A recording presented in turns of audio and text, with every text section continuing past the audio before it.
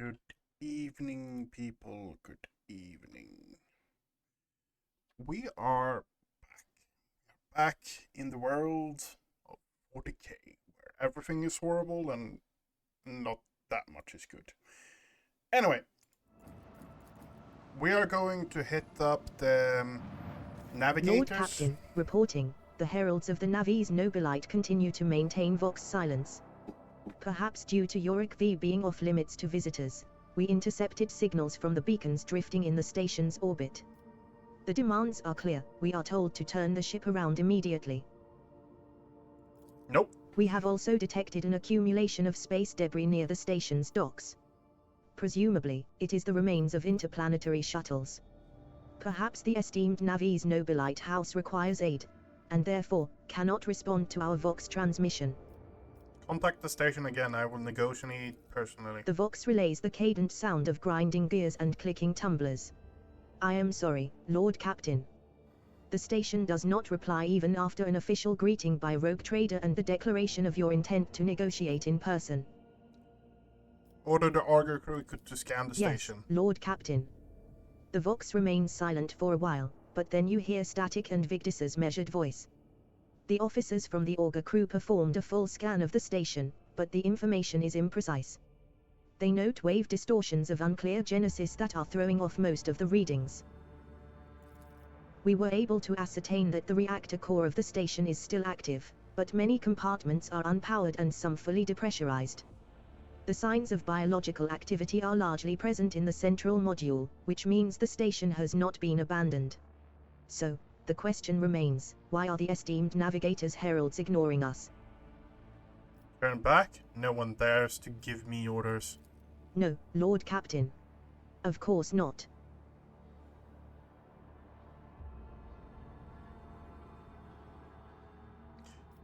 Order the crew to commence docking with the station. Affirmative, Lord Captain. We do not know what is happening at the station, so you will have to look for the esteemed navigators blind. Dock safely, and may the God Emperor light your path.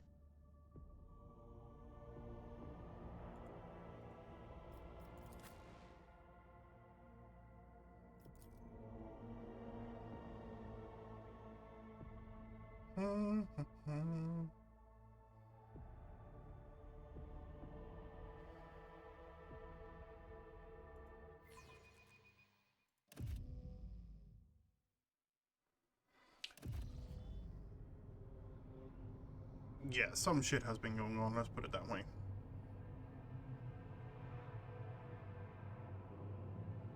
Pathetic worm. You dare to argue with your master?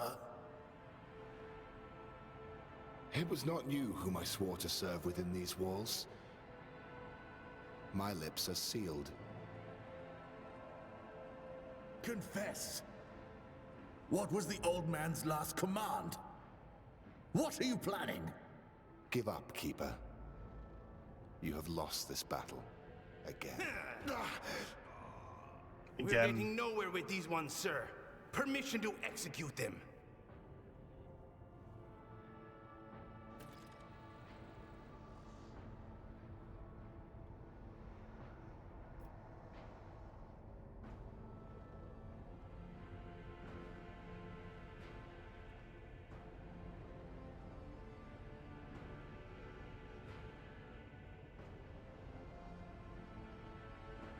It says hold to skip, but I don't think there is anything.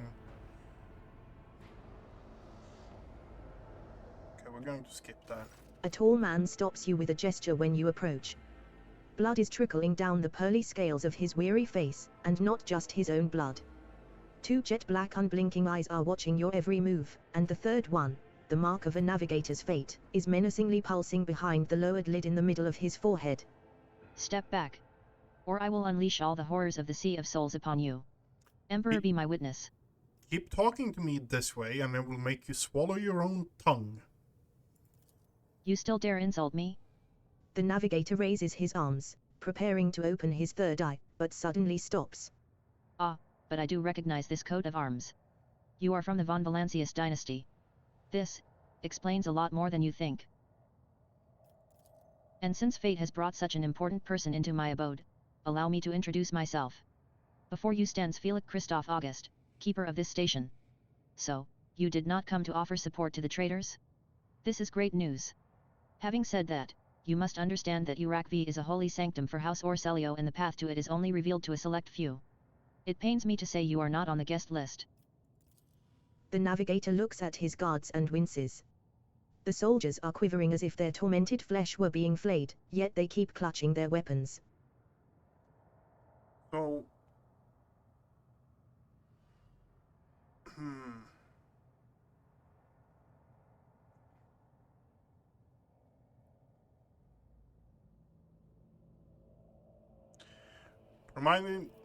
Provide me with a navigator and I will immediately depart the station. I do not think this is possible. Urakvi is an observation station. We do not sign contracts and do not provide navigators. We delve into the depths of infinity and chart the movements of the warp storms. And besides, Felix gestures at the disorder around him. You have chosen an inopportune time for negotiations. Why would the keeper of the station command vile mutants condemned by the Emperor? The blame lies with Theobald Orselio, the second keeper of Urakvi. The old man was a great navigator, but he could no longer control his powers. I begged him to retire, but he was too obsessed with our mistress, Lady Kasha. His madness and stubbornness spelled doom for the entire station, for he opened his third eye in a fit of rage and unleashed the horrors of the warp on those who displeased him. The Theobald I knew would never have used his powers in such a reckless manner. This will be difficult to explain to the uninitiated, but I am going to try. The warp currents in the system have been tumultuous for dozens of cycles and have worn the veil between our world and the Immaterium thin and frail, at least here on the station. The ruinous powers are trying to tear it down completely and corrupt all living things. The servants were the first to fall victim to it. Oh, their bodies morphed, and pain and despair drove the poor souls mad. The lunatics took my mistress prisoner and almost destroyed the station, but I rallied the few who still followed the light of the Golden Throne to set things right. Okay, let's just do this.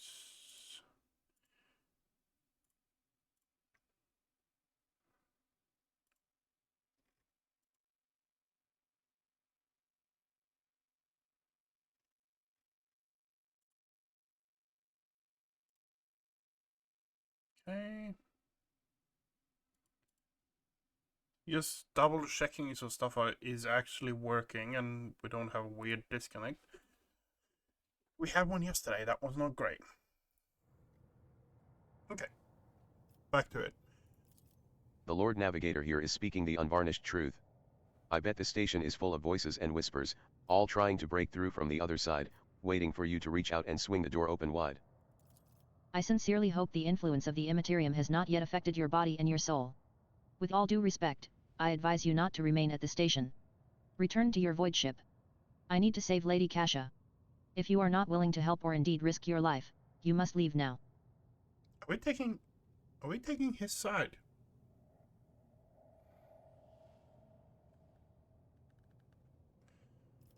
What kind of help are you talking about? I would never ask you for such a favor under different circumstances, and yet...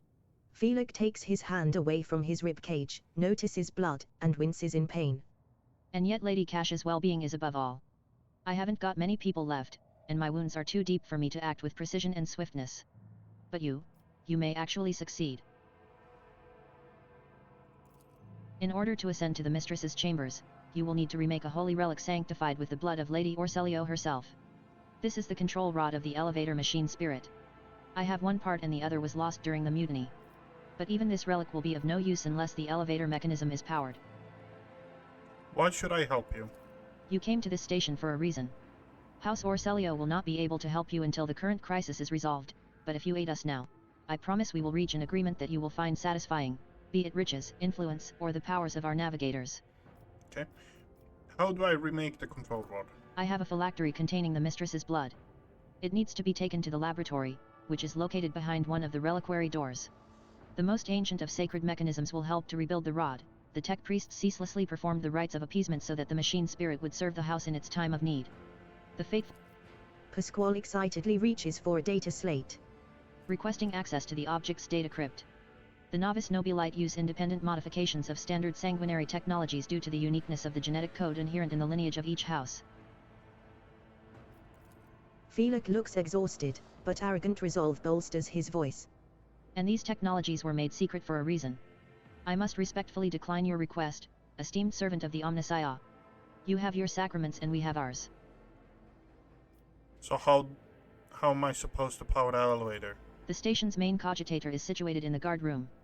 Just enter the correct command sequence, and the sacred mechanism will do the rest. If it's so simple, why don't you do it yourself? I never said the feat would be easy to accomplish. The path to the laboratory and the guard room is blocked by the very same madmen who took over the station. They will not negotiate and are not afraid of displeasing the novice nobilite or incurring the Emperor's wrath. They bow only to brute strength, something which I currently happen to lack. Guess that makes sense. So what have you decided, descendant of the von Valancius line?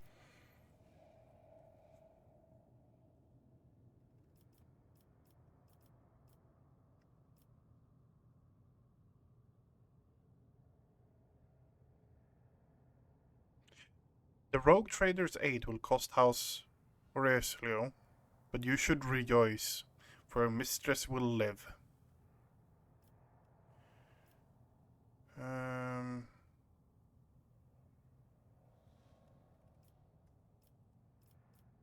2. The woes of your house upset the balance of power in this part of the galaxy. I will help you if not for the sake of profit but for the good of the Imperium. 3. It will be an honor to save the Lady Navigator from her woes. 4. The rogue trader's aid will cost House Orcelio. But you should rejoice, for your mistress will live. Felix's reply sounds curt and tired. So be it. Hurry, the mistress's safety is all that matters. But should you fail, our arrangement is finished. One step at a time, amidst the madness. The corpses were mauled by a force far beyond any mortal capacity. The faces are twisted in pain and the hands are fused with improvised weapons, tools, scissors, and cutlery. Okay. So we are going to have a look around this room. White, bright, pure color. And it's all riddled with horrible veins that carry the poison of fear and pain throughout its body. I'll be damned. Somebody gave the veil between the worlds a good thrashing, and not too long ago at that.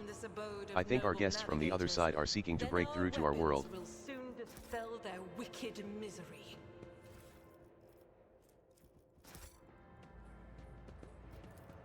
Most of these unfortunate souls took their own lives by slicing their guts wide open. Over there! What is this? Meteorite chunk. Okay. We have a Ripper auto pistol.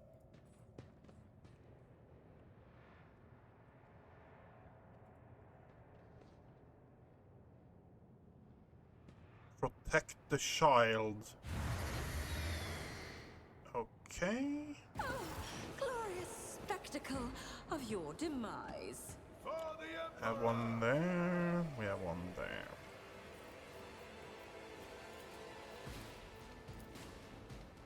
Mutant commander, mutant traitor. He's going to go first. Okay. Abelard is going to be on the front. Octavia somewhere in the middle. Pascal is going to hang back here. Agatha is going to stay there. We have one back here, we have one there.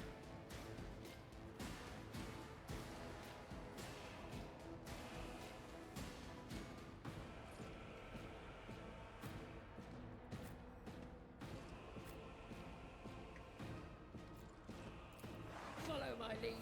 Okay. Out. My faith strengthens me.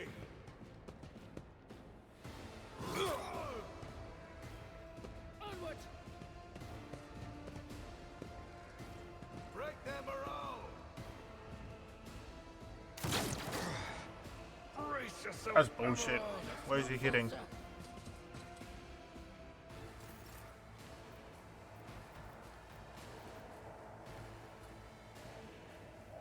A tactically sound approach. Victory is one fewer target. Okay. I will do my duty.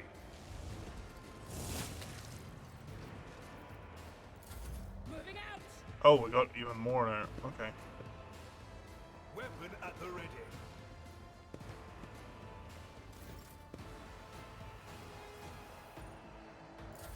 Weather the storm! Okay. Mutant trait. Ooh, that one actually. Ooh, parry. Nice. Gotta love a parry. Okay, so how can we deal with this in a good way? 85% chance of hitting there. Doubt is for the weak. Each strike is a Right. prayer. Okay. You have now another shot. 36. 22. 55. Faith without Okay, we took out one there as well. Great. Follow my lead. Stay vigilant. follow my lead. That foot. Oh my god, look at that foot. Follow my lead. I've suffered worse. Ouch. Cover me.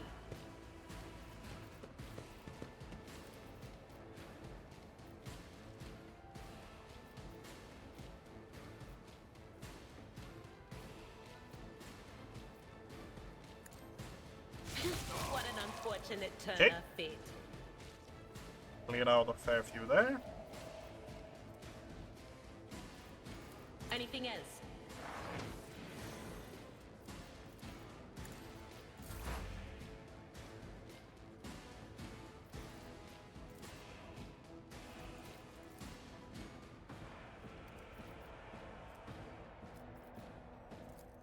Okay. This psychic power can only target suffering from warp burning or burning. Okay.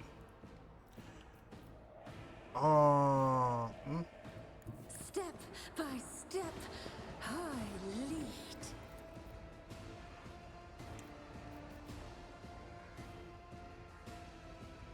Yeah, just Let's see. light him on fire. A wicked thought.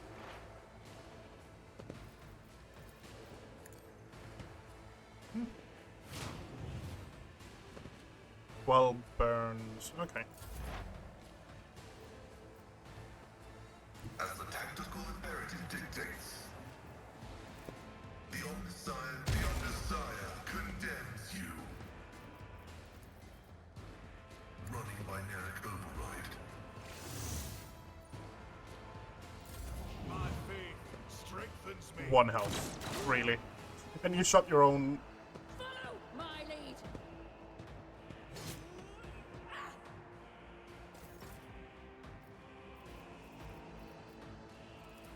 Indeed. Reduced to dust. At your beck and call. I took care of this one. I will bathe this battlefield in righteous fury. I'll do it. Okay, nice.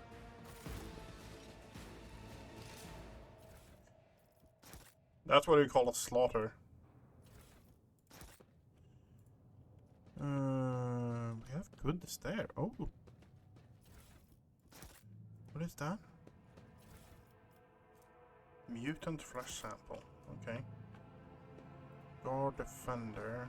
We have the commander here. Okay, we have goods here.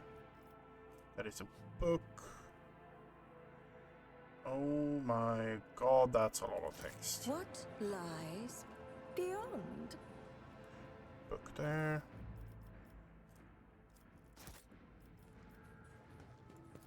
Statue by the famous Nothing Calixian matters sculptor more. and chronicler Ashurus Vernon the Magnificent. The 23rd year of this millennium. Original.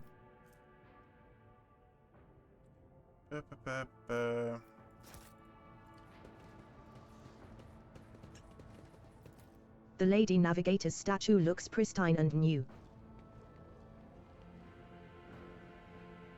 Yep. They will see. Oh yes, they all will see. Okay, nothing there. Damn warp. Goods. If we'd been in real space, I'd have. Idira, stop castigating yourself. Your soothsayings have always been vague. Even if you had her, who among us would have realized that it was Lady Thea responsible for this old officer?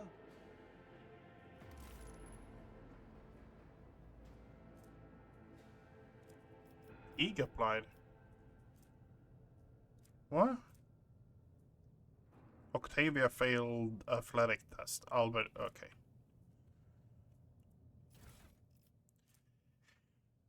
Persuasion 5, and we got ourselves a Mars pattern sword. 15 dodge reduction. Count 1 strike. Oh, you actually have a strike counter on it as well. That's interesting. Unlocked. Irrefutable certainty.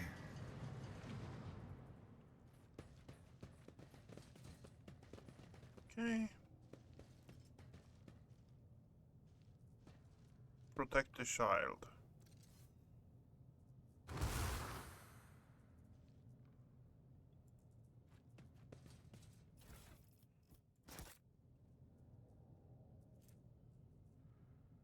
Trophy notification. Okay. Do we have here? We have.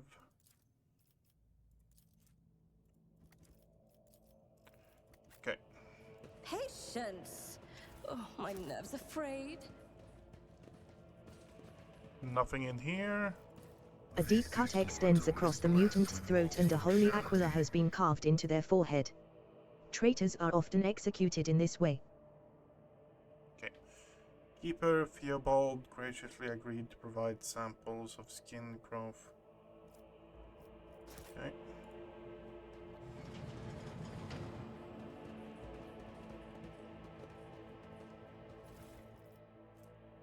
Current people shade her with a drawing of a tall woman, dark-eyed monster painted with fresh blood.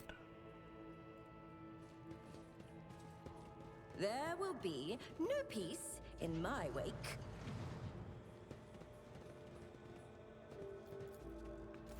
The cogitator's vid screen is covered in cracks and stained with dried blood. The buttons, switches, and levers were ripped out of the control panel with exceptional cruelty and scattered around the sacred mechanism that now sparks and hisses in agony, still refusing to perish. The tech priest's vox systems emit a binary trill, and his mechadendrites start furiously lashing at the air. I am recording blasphemy. The person found guilty of such cruelty to a noble mechanism must be sentenced to immediate destruction. Yeah. You turn a few of the remaining dials and pull the activation lever. The cracked vid screen of the sacred engine flickers. The cogitator's insides emit creaks and groans and the lumens oscillate at random. It takes a while, but eventually the machine spirits do grant you access to the cogitator's systems. Request data of the station's navigators. After a brief pause, the data appears on the vid screen. Felix Orslio. Location, main hall. Status, alive.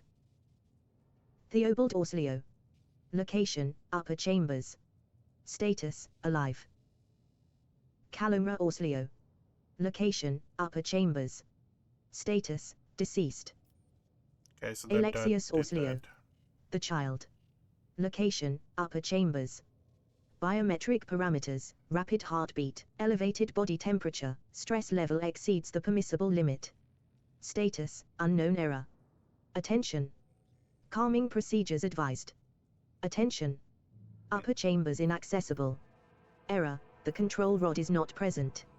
If the rod has been misplaced, immediately contact a station keeper or the Navi's Laboratorum custodian.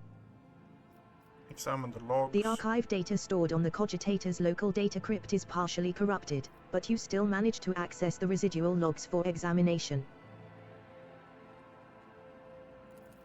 The The Vox recording hisses for some time before you hear a voice. This is Officer 282, do you copy? Several generators overheated on the lower levels, chambers A2D are unpowered. The tech priest crew sent to investigate the problem is not responding. Requesting back. The officer's speech is interrupted by shouting and the recording abruptly ends. Officer H-123 speaking. 200 servants have perished due to explosive decompression of the living quarters. We've located traces of mechanical interference. The preliminary cause is officer sabotage. Crews 5, 6, and 9 are cut off from the main compartment. We have enough oxygen for 20 minutes, may the Emperor save our souls. Senior station officers, this is the captain speaking. We attempted to contact the Winterscale Scion for help, but something is jamming the signal. We never received a reply and cannot be sure it was even sent in the first place. A rescue team is not coming. We are on our own, so remain vigilant. Anyone could be a traitor, you hear me? Anyone. If you are in doubt, shoot to kill. The following Vox recordings are too badly distorted to make out even a single word. Examine the recent entries of the incident log. Report X880 originator, classified. Date, classified. The servants close to the child have started butchering one another again. An order came from above to have their remains reprocessed. Report X886 originator, classified. Date, classified. The negotiations with the Winterscales were a success. A new batch of servants will arrive in 10 moons. Escort them to the laboratory at once, it is imperative that we increase the new retainer's resistance to the child's powers. Report X891 originator, classified. Date, classified. Data expunged. Examine the station logs. The log is almost completely corrupted, but you managed to recover the latest entry. Identity confirmed, Regent are on to Orsleo. Date of visit, classified. Reason for visit, classified. Date of departure, classified. Examine the security and life support logs. The yellow lights above the control panel flicker to life and a singular repeating message streams down the vid screen. Warning. Damage in technical compartments A12, B3, D8, and H24 detected. Warning. Living quarters L10, L16, L28 depressurized. Warning. Unable to access the station's docking system. Warning. Energy regulation system, unknown error. The station will transfer over to emergency power. Immediate evacuation of the facility is advised. Pasquale casts a brief glance at the vid screen and speaks dryly. The imminent demise of this void station is affirmed. The damage to its core infrastructure has reached critical mass, at which point further degradation has commenced in a cascading configuration. View the data encryption data. Something buzzes in the cogitator's metallic gut. Several red lumens light up above the vid screen. Required access level, security captain or above. Current access level, senior security officer. Break through the machine. You easily bypass the restrictions imposed on the sacred machine. The cogitator's overloaded processors were unhappily. Most of the encrypted data has been wiped. You find traces of the purge protocol. Recovery is impossible, but a list of the most recent commands, having been embedded in the machine spirit's consciousness, now flits across the screen in a single creeping line. Child elitepict flow disable exescodional station controls delete activate shuttle self-destruct purge command log. Exploring the archives for a while longer yields a surviving excerpt from the guard captain's report mentioning that the security system had recently been reconfigured without his knowledge. His comment reads: "Only the keepers of the station have access to the life support systems. But Keeper Theobald had not left the child's side, and neither had I. Could it be that?" Return to the list of commands. The vid screen blinks and the mechanisms in the machine's core emit a quiet hum. Switch to main chamber. The cogs within the sacred mechanism slowly start turning with heavy grinding and clacking. The tired machine spirits grant you access to the station control, or at least its parts that still obey the cogitator. Open doors on all levels. The cogitator's vid screen goes dark as if the machine spirits had fled their mechanical casket. But your assumption is incorrect, as it fills with static just a few moments later. You can barely make out an inscription amidst the flow of rapidly changing symbols. Warning. Data corrupted. Processing. Processing. Processing. Error. Pasquale's Vox systems emit a binary trill. The spirits of this sacred machine require special purification rituals in order to restore utilization of the lingua more familiar to the citizens of the Imperium. Requesting access to the device. Go ahead.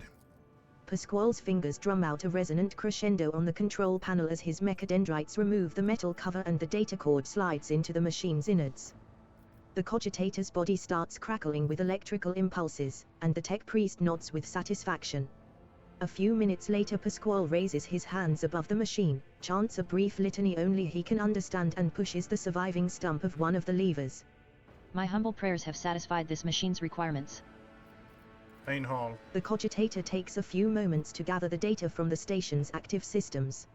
According to the report, this door has already been opened. Library. The cogitator takes a few moments to gather the data from the station's active systems. According to the report, this door has already been... You push a few buttons on the control panel, but the system rebels and keeps resetting your commands. According to the data, the compartment you are trying to open is depressurized. Okay, yeah. Technical areas. The cogitator takes a few moments to gather the data from the station's active systems and produces the following message. The protocol has been executed. The passage has been opened. Guard room. The cogitator takes a few moments to gather the data from the station. The cogitator takes a few moments to gather the data from the station's active systems and produces the following message.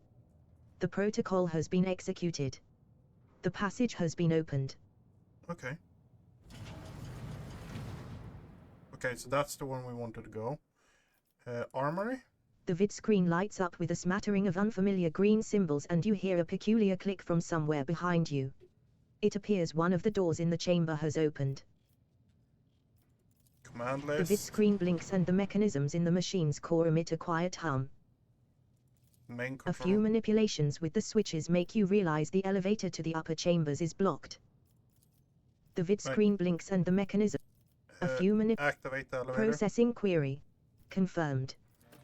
The vid screen blinks and the mechanisms in the machine's core emit a quiet hum. Call Riken Norris. The system cannot carry out your command despite the eager compliance of the machine spirits. One thing is certain, the problem does not lie in the cogitator's mechanisms. Okay, we step away. You thank the machine spirits and reset the operating protocol.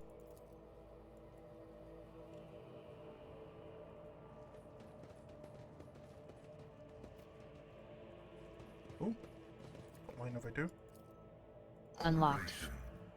Successful. Oh, we got ourselves a long lass. That's nice. And that is not bad. One What do we step have at in a here? time, amidst the madness.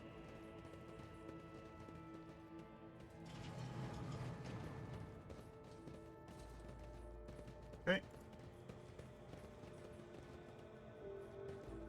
Oh. Warp Seer goggles plus grants plus bonus warp lore. Okay. Warp lore. You're the one we're putting warp lore on, right?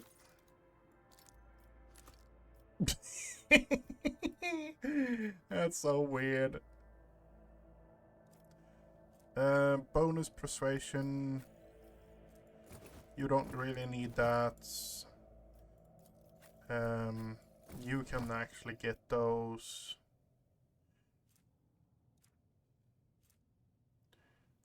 We don't have any officer archetypes. Heresy has found its way into the walls of this esteemed house. It is a black day for the Navi's Nobilite. Who said that? Who said that? Agatha. Okay.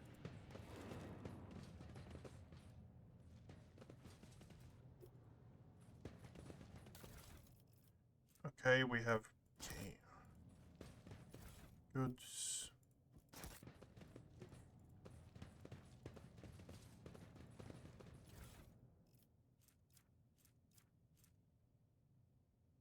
Sample of the ocean of fishes. Yes, one of those things. Should I actually... Synthetic amniotic fluid pools across the floor. Barely discernible traces stretch to the side opposite the entrance.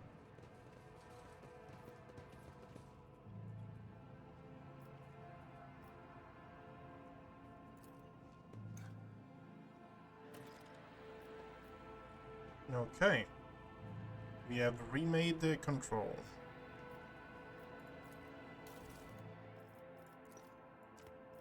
Oh, what is that?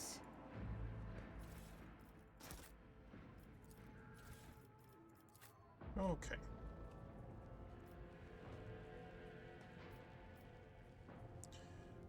I'm just going to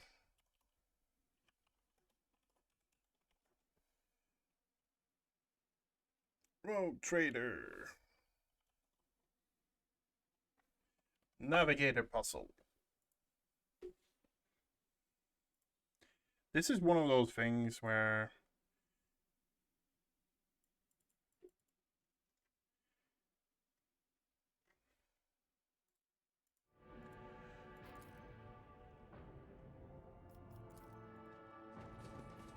I think I picked up everything. Oh, it just gives me elixirs. They will see. Oh yes, they all will see. Mutated flesh. It's okay.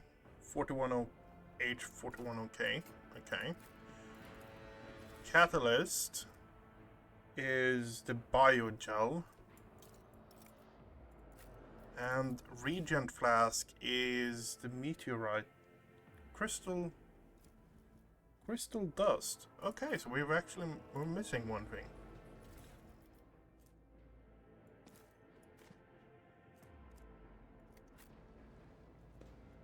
Goods, more books.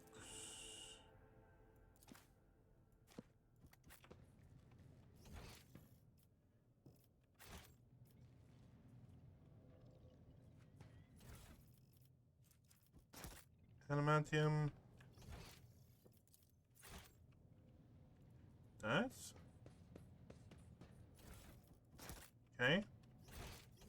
And then we have something here. Oh, I forgot to loot that corpse. Okay. Patience? My nerves are frayed.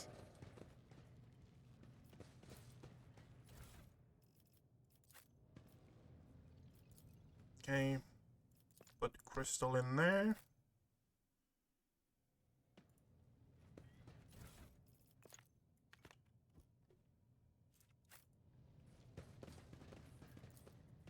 And now we put the crystal in here. Okay. Then we activate.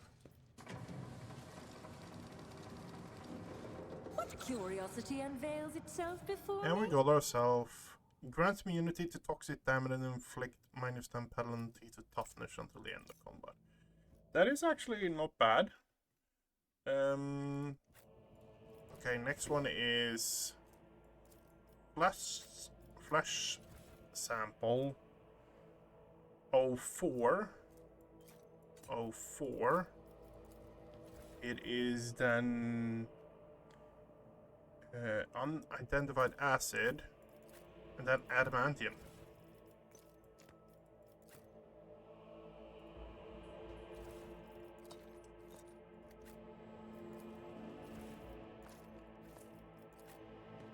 And we activate it.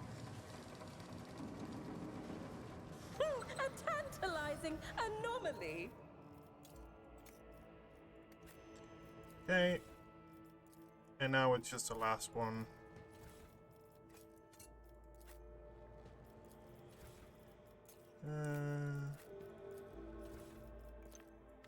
Like that. Okay. And we activate.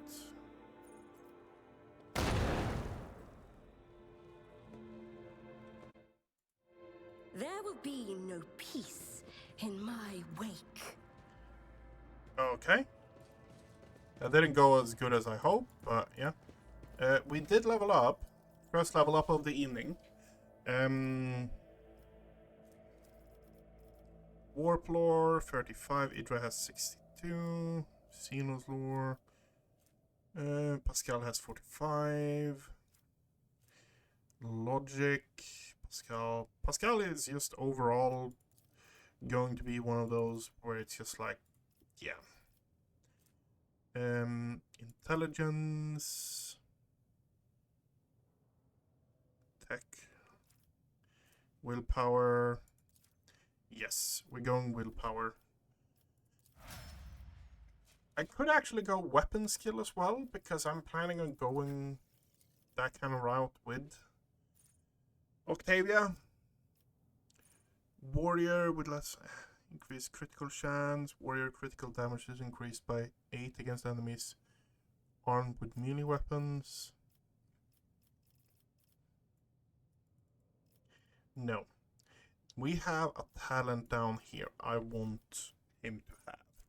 Swift movement is one of the ones we're getting, absolutely. But we're getting dual combat. Full Abelard. And we're getting weapon skill. Strength. Strength.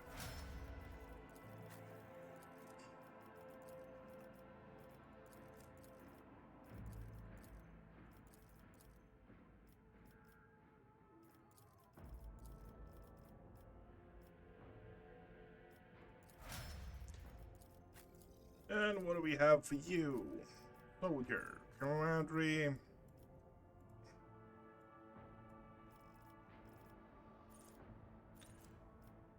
No heresy.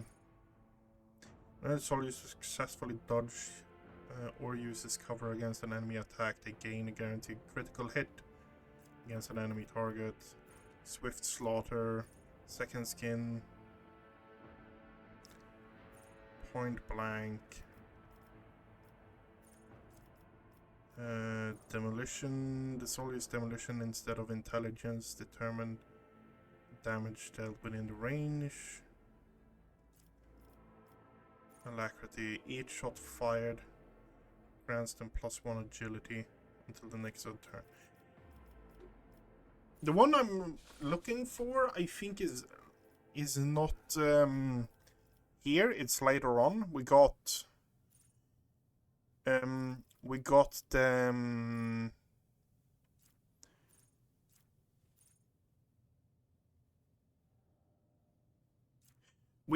the thing we wanted, which was dual weapons.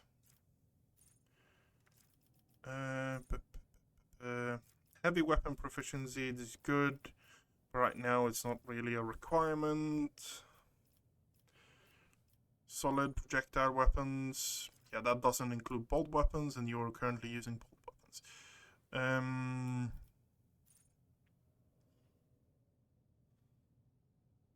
Yep, fired up. Agility, yep. And Pascal, my friend, what are you?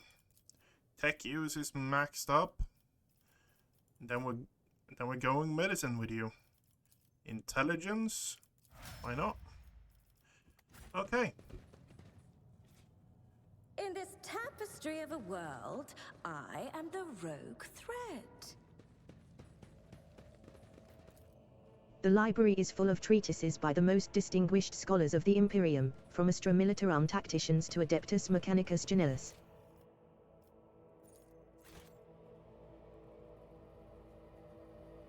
Did I miss something here?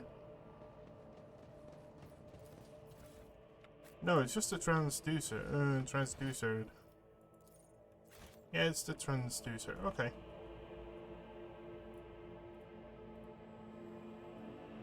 Lies beyond.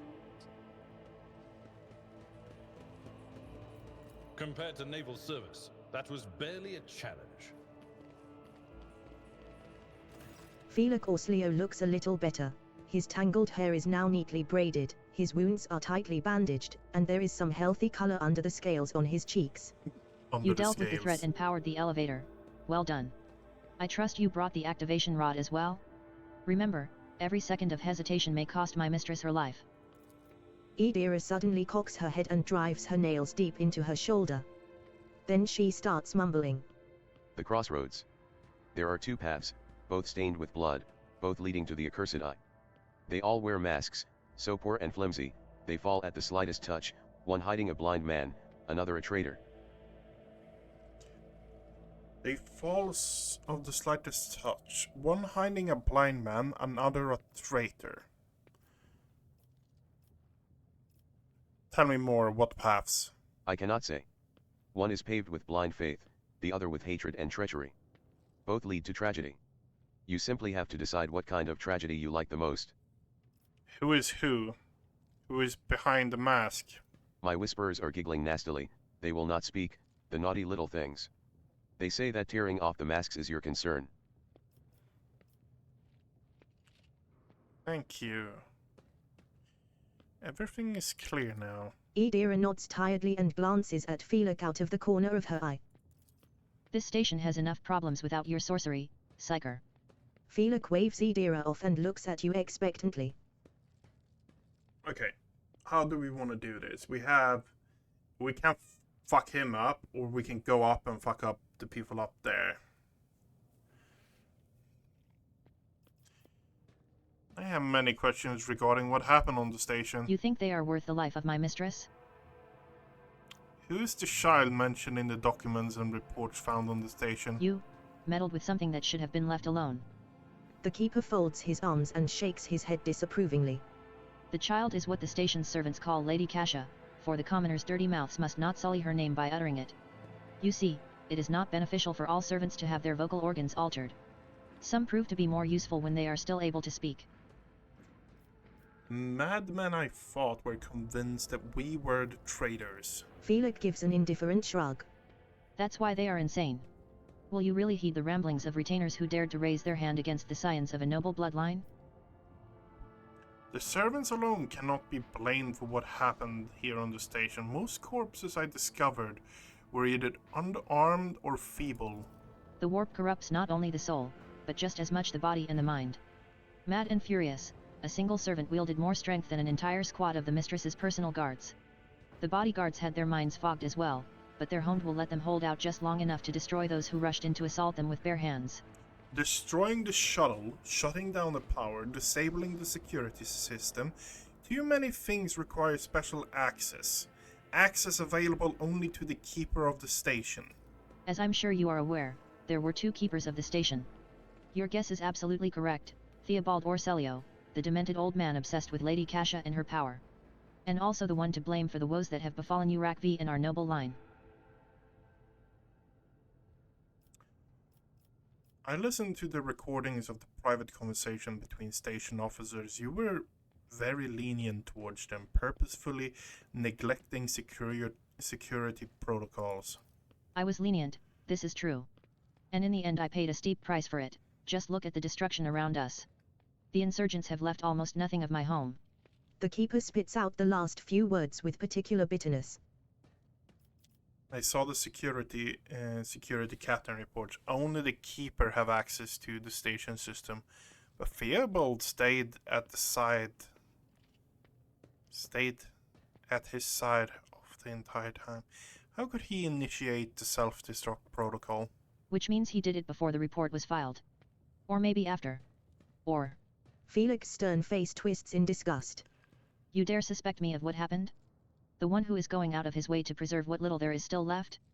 By the God Emperor, you will keep these slanderous accusations to yourself. Enough lies. I'm certain that you are the one behind the coup. Enough. I don't trust you as far as I can throw you. It really is time to end this. Felix squares his shoulders and gestures to his guards. I was hoping to find an ally in you, but now you are merely delaying the sorrowful end of your story. Prepare to die. Oh, another annoyance! You dare cross the faithful! 23. Okay. How are we going to do this? We need to shut down Philic. Pascal goes here. Okay, Philic goes first. Let's place Abelard there.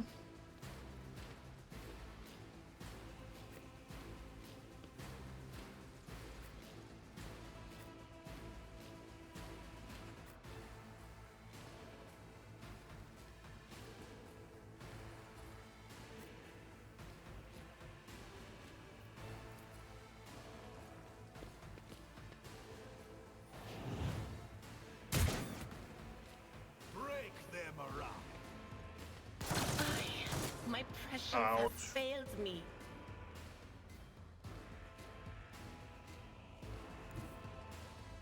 Wait, can I pull off a That's not the Seneschal's job. My place is at the fore. Victory is imminent.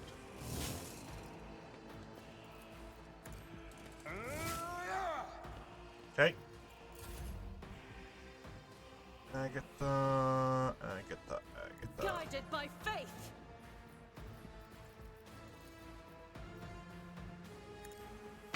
Eradicated. As the Emperor commands, I act. And This is unacceptable. then another shot in the back, I'll I do guess. it. None can escape the Emperor's judgment. Weapon at the ready. I'm trying to do this as heretical as possible. Death's hand Oh, for reaches for me. fuck's sake.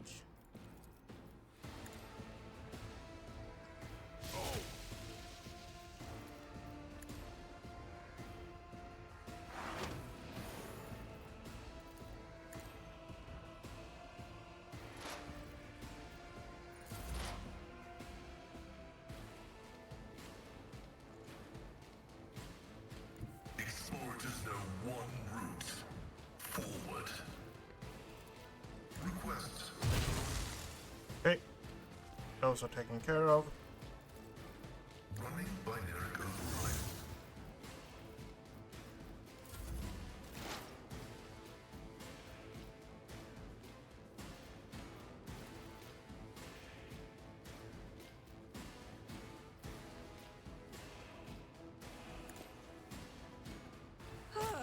A predictable downfall. Let's see.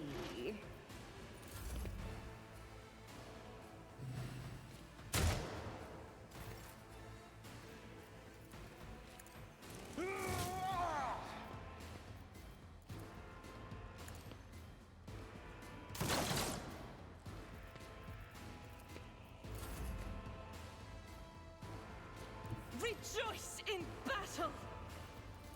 And As just the hose Emperor him down. commands, I act. Really now? Faith without deeds is worthless. The doors of oblivion yawn wide. They who discern the future on the battlefield.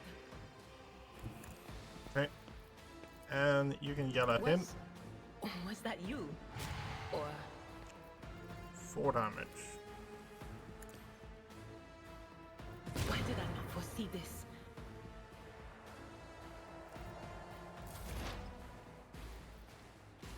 Heavy is the tread of his faithful. Vital function Okay. successfully That's taken care of as well.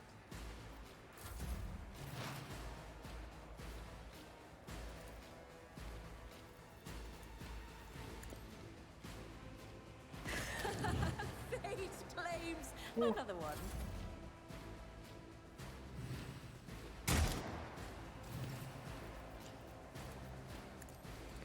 Reduced to dust.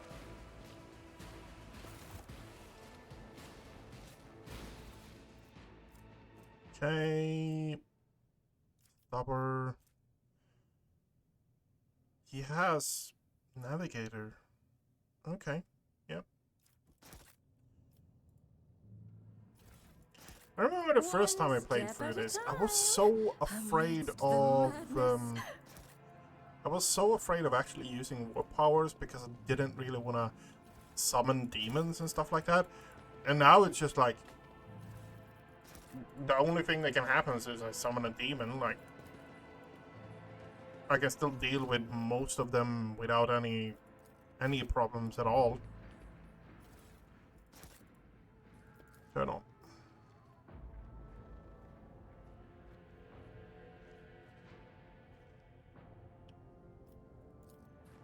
Let's go.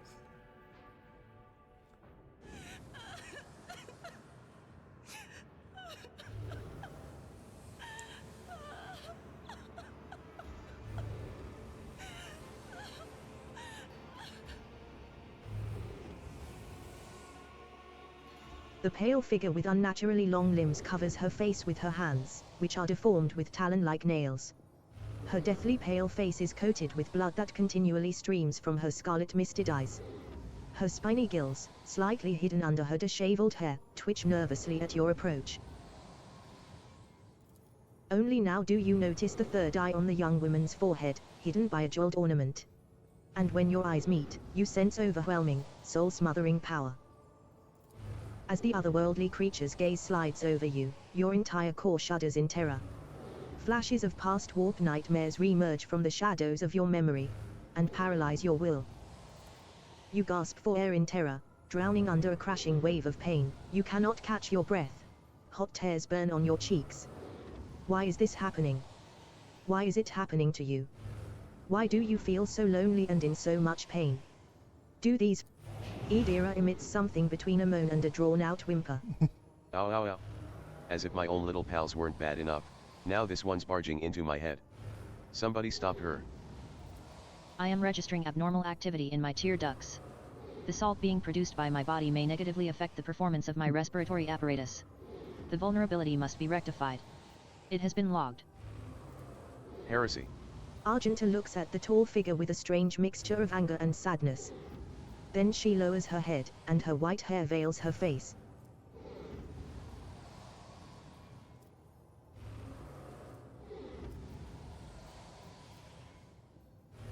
Albert, is this... Lady Kasha, I presume. The seneschal stares in the Lady Navigator's direction with a faraway look, then turns sharply away and awkwardly wipes at his eye.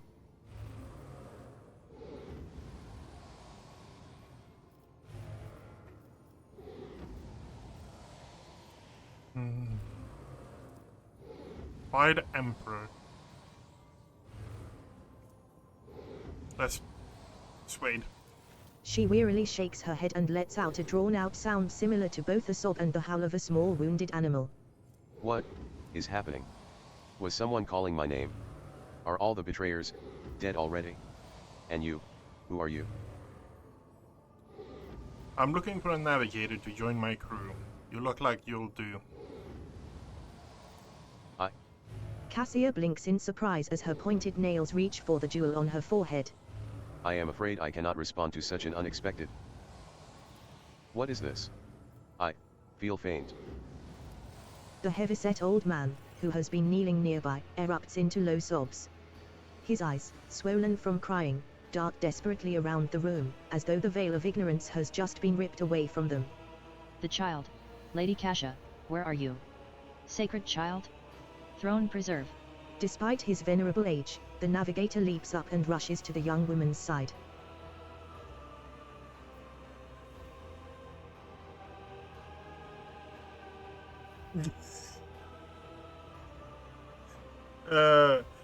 This is a CRPG, but it's still in the... I'm still in the... What is it?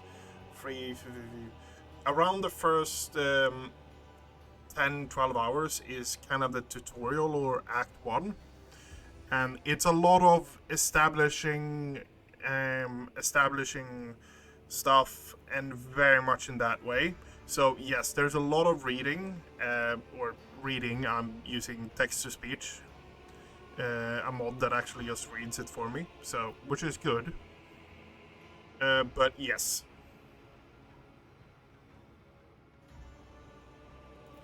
You. The old man shifts, revealing his face to you. It is threaded with jet black veins, and his bulging, milky eyes bear a striking resemblance to those of a dead fish. A sickly sweet scent assaults your nostrils, as if the old man's flesh is rotting inside his decaying husk. My eyes fail me, for they are unable to make you out as either enemy or ally. I'm warning you, one wrong move will bring the wrath of House Orselio down upon your head. Watch out, Lord Captain. This one's so deranged it's making the whispers shriek like crazy. He might just open that eye of his. Threatening the head of the dynasty is a grave offense, esteemed, whoever you are. Abelard places a hand on his weapon. Yes. This is... I think the best way of putting it is, if you actually want to know the lore and stuff that actually is going on in Warhammer 40k, Rogue Trader is probably one of the best games to pick up and play, because it shows you how the world is for the common man a lot more than the super soldiers of the Ultramarines or Space Marines and stuff like that. It is more down to ground and stuff like that. And who is the Rogue Trader? The Rogue Traders are a special... they are the only ones that are allowed to trade with aliens or xenos and stuff like that. They are the ones that go out to the outer systems and trade and establish kingdoms and stuff like that. They are not beholden to pretty much anyone except the Emperor, because they have the warrant of trade, which is something that was given to them and follows them down the line. So there's very few people that can tell a Rogue Trader, don't do that. They are like, roughly speaking, they're like princes of the Warhammer 40k or the Imperium. They are allowed to do pretty much anything or anything like that. Cool. Usual freedom and xenos are heresy. Yeah. That's one of the things. Like, they can have retinues, and as long as they're under a Rogue Trader, the Rogue Trader can do pretty much anything. You need to do some really extreme stuff for... The only ones that they can actually do anything against the Rogue Trader is the Inquisition. And those are even worse. Theoretically speaking, I think the Custodes can fuck them up as well. But it's just Inquisition and Custodes, because right below the hierarchy is the Rogue Traders.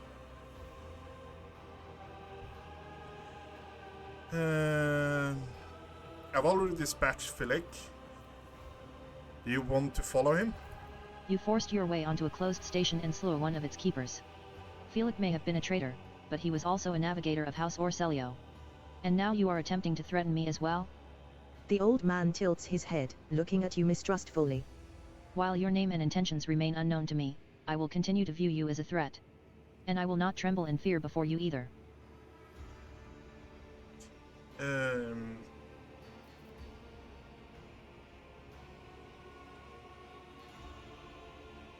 Yes, they are without a doubt the best.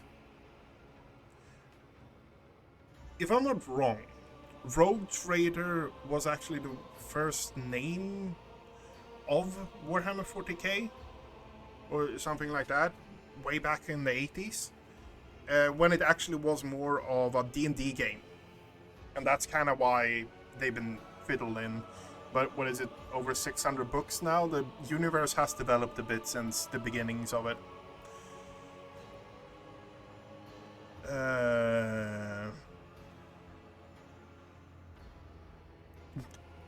Me neither. Me neither. I might look it, but I'm not that old. To you, old man, I'm your ladyship Rogue Trader. The impassive expression on the navigator's deformed face does not flicker. Haughty. As I thought, you are indeed of noble blood.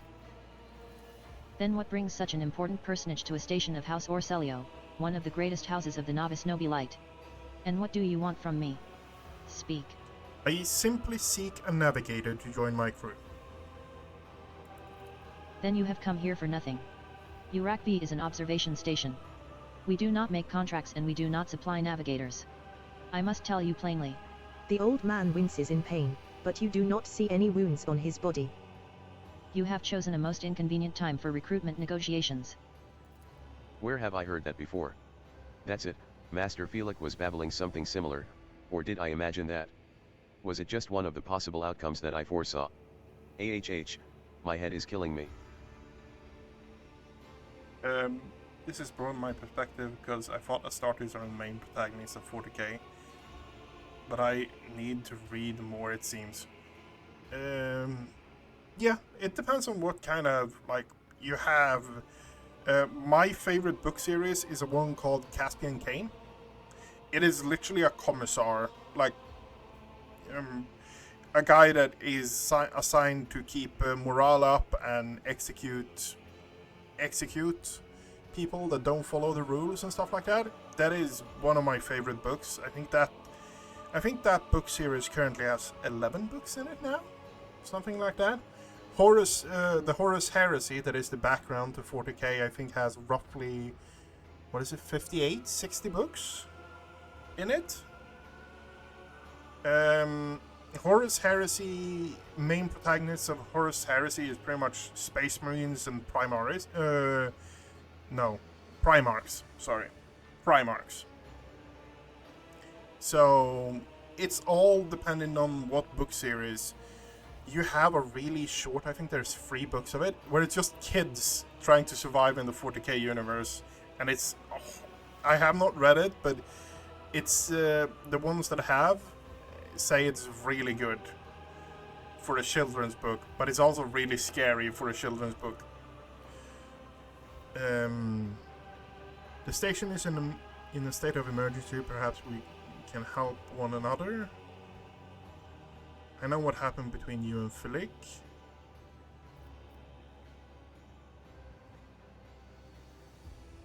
Yeah, he's a human badass. The closest, if you compare it to other media and stuff like that, do you know Black Adder? The old TV series from BBC with Rowan Atkinson? That is probably the closest comparison to Caspian Cain you can get.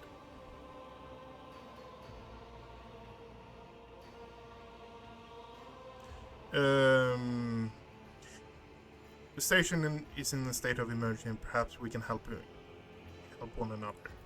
My answer is no, and I do not wish to revisit the topic. The child will stay on Urak V, and I by her side. Our ships will come to our rescue at any moment. I managed to send out a message before Felix seized control of the station. A bluish rivulet trickles down the old man's chin, and he wipes the mutated blood brusquely away with his sleeve. You glimpse strange burns covering his flesh under his clothing. Even the slightest movement must be causing him unbearable pain. You are seriously injured. How do you plan to protect the Lady Navigator in this state? Theobald shrugs indifferently. My service to the house is coming to an end. The wounds Felix inflicted on my flesh will never heal. I am dying. Praise the throne, slowly enough to see that the child is taken care of. As I said already, House Orselio ships will be here soon. We do not need your help. The old man turns away to hide the uncertainty on his fish-like face.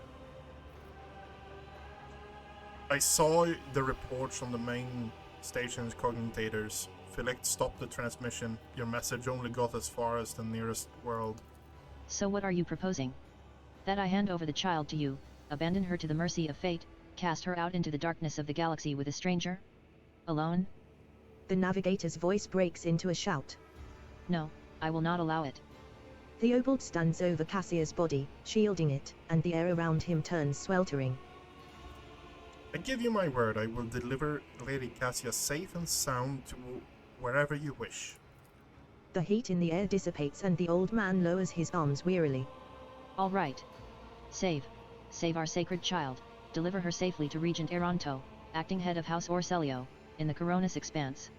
Rest assured that the reward will be worth your effort. Deliver her safely to Regent Oronto, acting head of House in the Coronis Expanse. Okay. I know we came here for a navigator, but after everything we've seen, I've got some reservations about this girl. Oh yeah, she's... Yep. Argenta looks at Cassia, and a painful furrow appears on her brow. Such a fragile thing with such a heavy burden upon her shoulders. Good. That is good. The old man nervously licks his lips. But do allow us to say our proper farewells. Okay.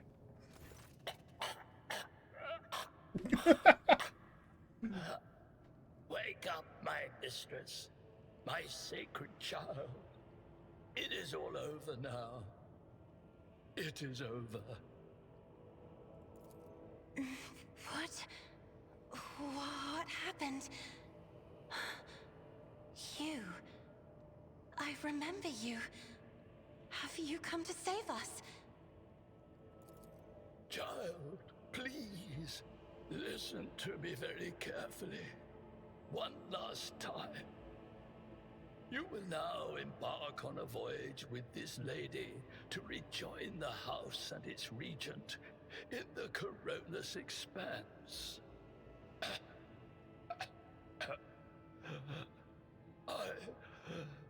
I will not be able to accompany you on this journey. Maybe I should have just killed him. No. No! Not you too! Don't leave me alone in this violet-brown haze! You're coming with me! Your mistress is giving you an order. Do you hear me?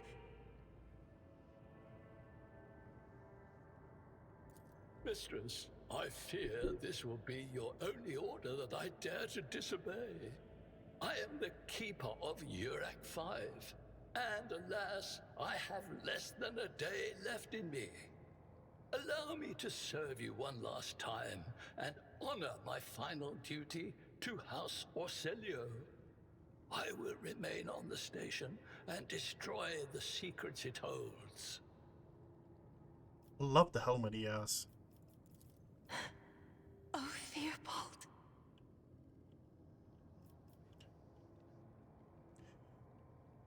Forgive me for the urgency, but we should leave the station immediately.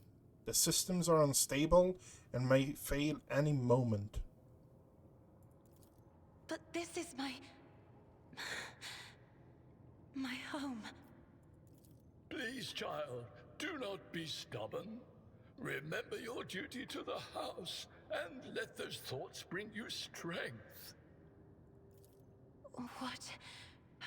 What are you going to do to me?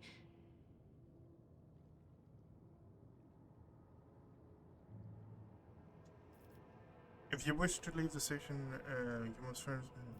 Lady Cassia, I, Octavia 5-1, Von Valencia's rogue trader of the Imperium, offer you my protection and grant you my shelter aboard my vessel. Do not fear what is to come, child. You are ready to guide any vessel.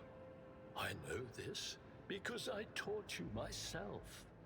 And it is difficult to imagine more worthy company than a rogue trader. But remember, your safety is of paramount importance. Get to the Great Regent and fulfill your destiny.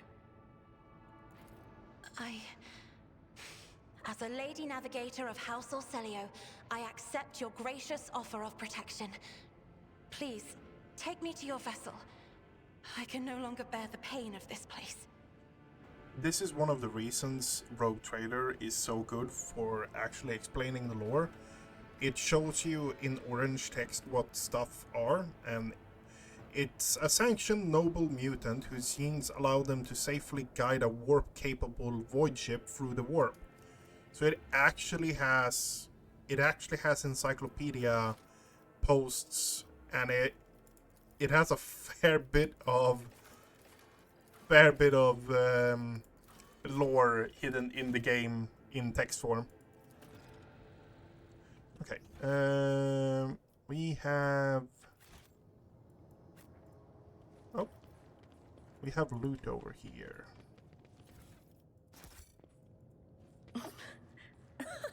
They will see. Oh, yes, they all will see. I am looking for hidden chests currently.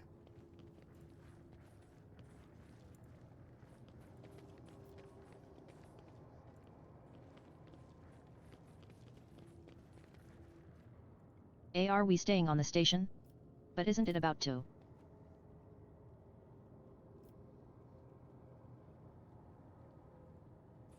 Honestly, I kind of wanted to fight them, I'm not going to lie. The luxurious feast was left untouched. The Lady Navigator's private library is brimming with essays, novels, and personal accounts from the trailblazers and explorers of the Imperium. Okay, so now a bit of this. What are you good at? What are you good at? Features, reputation. Okay, we have willpower and perception. So you look around a lot and stuff like that. Okay, fairly high in awareness. What is my awareness? It's 75, so we don't need to focus on that. Bring it down. Finest honor. Okay. Toughness. So I think we're going... Yeah, no, we're going fellowship. Enemies damaged by the navigator.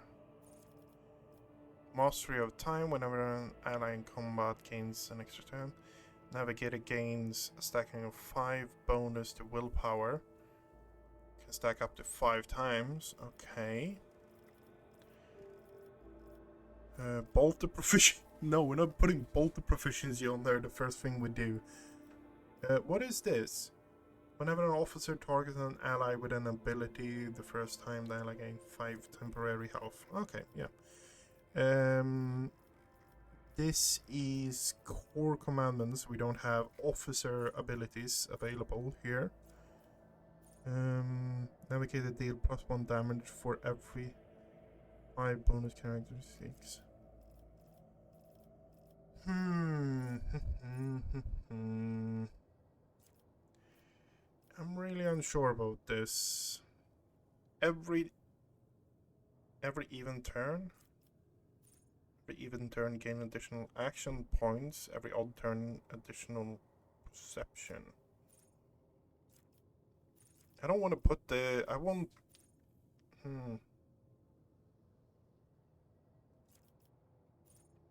Whenever an enemy fails a resistance test against a...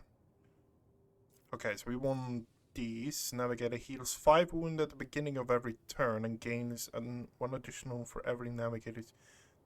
Okay, that one. Commanding voice.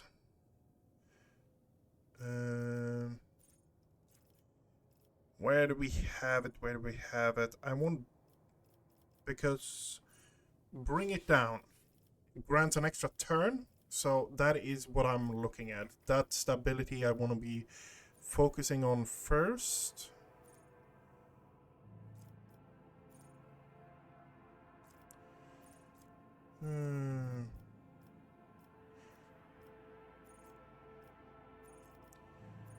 Warp features, heroism, officer. Whenever a user uses officer for the first time, -1+. Weapon skill, iron discipline, voice of command. Half of the at the end of combat, but this does not stack with voice of command and does not count as an officer ability.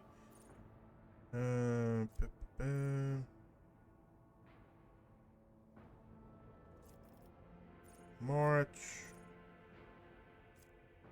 Physical encouragement. Officer and allies with voice of command deals 40 more damage to the enemies. Has just acted this combat. Okay, so that makes... Move. Take aim, prepare the assaults.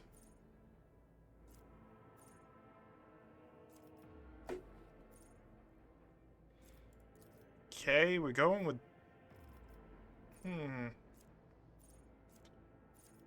This is rough, honestly. You have all the warp talents and all that stuff.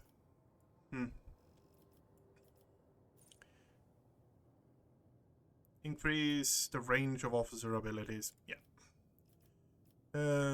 Fellowship. Bring it back. Air of authority. Officer immediately grants an ally additional movement equal to a fellowship bonus that the target can only use movement abilities, heroic acts, or definite measure. Okay, so it's just extra thing to make a move. Attack, dodge on the next. This bonus disappear me.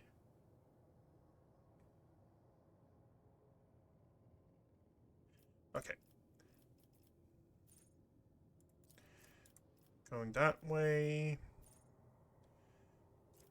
Focus. Officer uses an ability on gain their perception, ballistic skill. Yeah.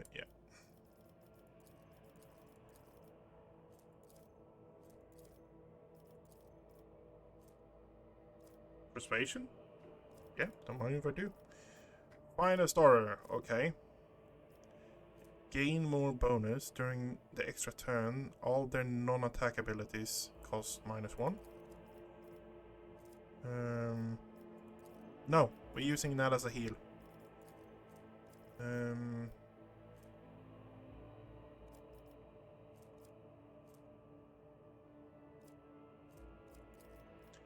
Okay, and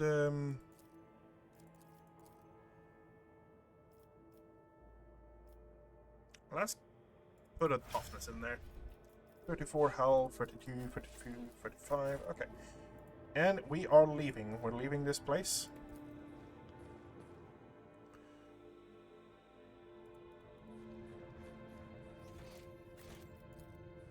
And back to the void ship.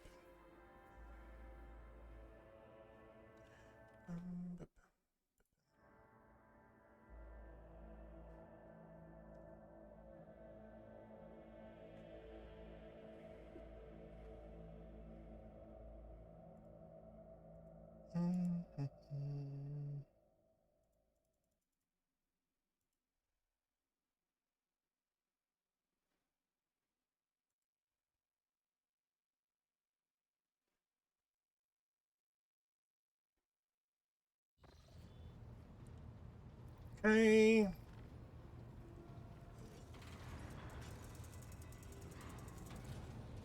Lord Captain, Lady Navigator, welcome aboard.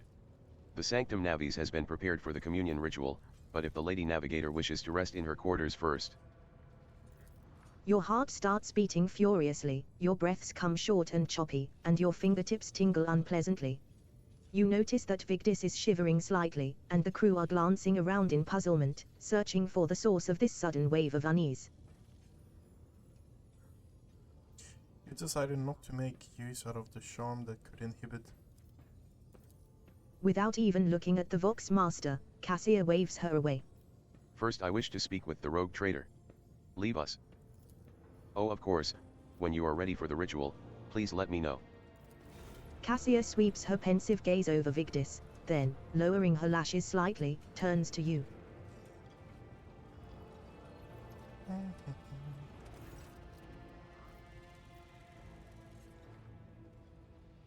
Okay. Oh.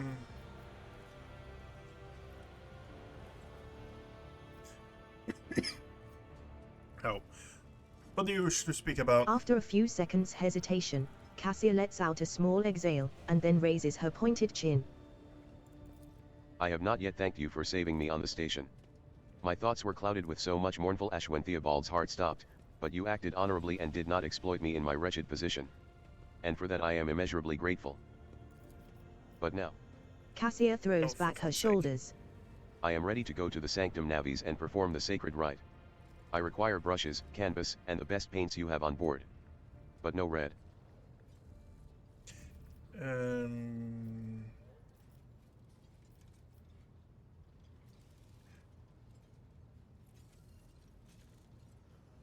Why do you refuse red paint? It is my habit to use the blood of my attendants so as to preserve my own. However, given the current circumstances, my own will serve even better. The blood of the Navi's nobilite is sacred, and so is more suitable for the communion ritual. I shall ensure that all necessary supplies are delivered to the Navis Sacnum. Cassia nods in thanks. I shall take my leave of you for the duration of the rite. I ask that you do not follow me, if you can survive the gaze of my warp eye when it is opened. Lord Captain, I will oversee the open channel between the Lady Navigator and the bridge. And may the Emperor's light help us all. I like the fact that it actually reads it before it's on here. Okay.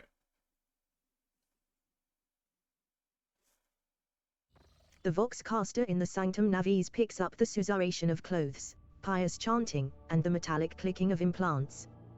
Then the serene voice of the Lady Navigator breaks the silence, initiating communion ritual. You hear the exultant ring of metal freed from its scabbard. Then, the stifled gasp of the Lady Navigator, the rhythmic drip of liquid on canvas, and the faint whisper of a brush. I see violet vortexes lashing an ocean with a million flails, and umber shadows spinning over the surface in a fiery dance, a storm rising above foaming waters. Armadas drowning in fog, the path from one end to another cannot be seen. And here, beyond the wall of glass, a daughter forsaken by her father yearns for her brother. And the sun's pale disk goes in tireless pursuit of her. No, of me. Its frozen rays lie that spring is here. The light is deadened. The great ruler is gone. The Vox Master recoils at Cassia's words and accidentally snaps one of the cogitator levers.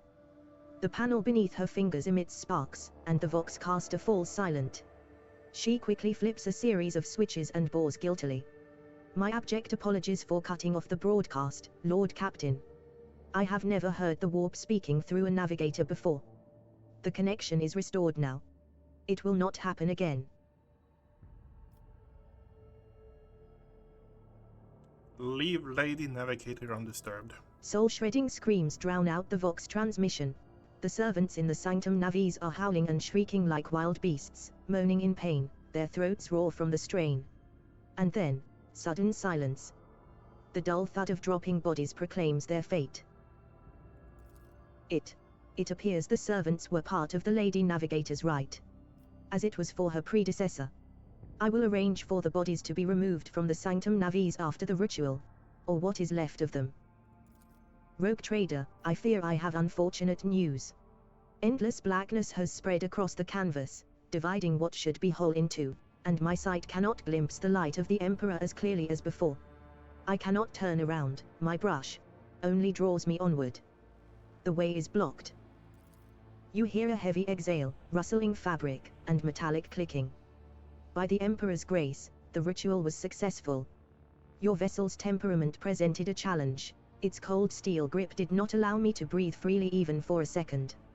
It was as if the depths of the ship housed not only machine spirits, but something other. Now I will retreat to my chambers to recover my strength. Send for me if you have need of me. Lord Captain, congratulations on acquiring a navigator. Spare me a few moments of your time, please. There are several matters that require your attention. First of all, I want to report on the condition of the station, Yorick V. Regrettably, we arrived too late to evacuate the residents of the station. The warp disruptions affecting Yorick V twisted the bodies and minds of its attendants. The corruption failed to affect Lady Cassia, thank the Emperor. The navigators are trained to resist the Immatrium's pull. With your permission, I would also like to remind you that we are still in need of more men and women for the crew. And we have not yet located Heinrichs van Kallax, the right hand of the Lord Inquisitor.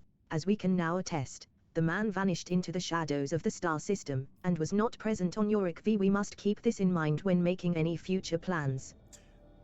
Why is it always business with you? Like this? Couldn't you sometimes just visit and tell me how wonderful everything is? Certainly, Lord Captain. If you are interested, this week passed with a record low rate of minor disturbances on the lower decks. A senior technomat from Shift 8 came up with a new formula for a lubricant used in kitchen serviture implant maintenance. The quartermaster of Store Compartment 11 reported recently that we are spending ceremonial decorations at least 20% slower than expected, which means we have enough tablecloths, carpets, and lamps to last us 15 years of grand receptions instead of 10. Even considering that some of the stock was burned during the cultist attack on the vessel. Thank you, Vitkins. That will be all for now. As it pleases you, Lord Captain. Lord Captain, there is some commotion on the officer's deck. The Lady Navigator... The Lady Navigator has come there and everyone has left because they're uncomfortable with her. Yes.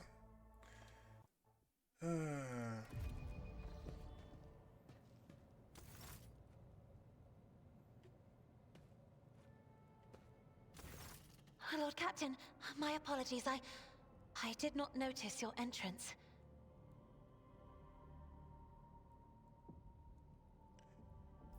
Point at the book. It pleases me to see you adjust to life aboard the ship. Compared to Urak 5, your ship is a boundless world of unfamiliar hues.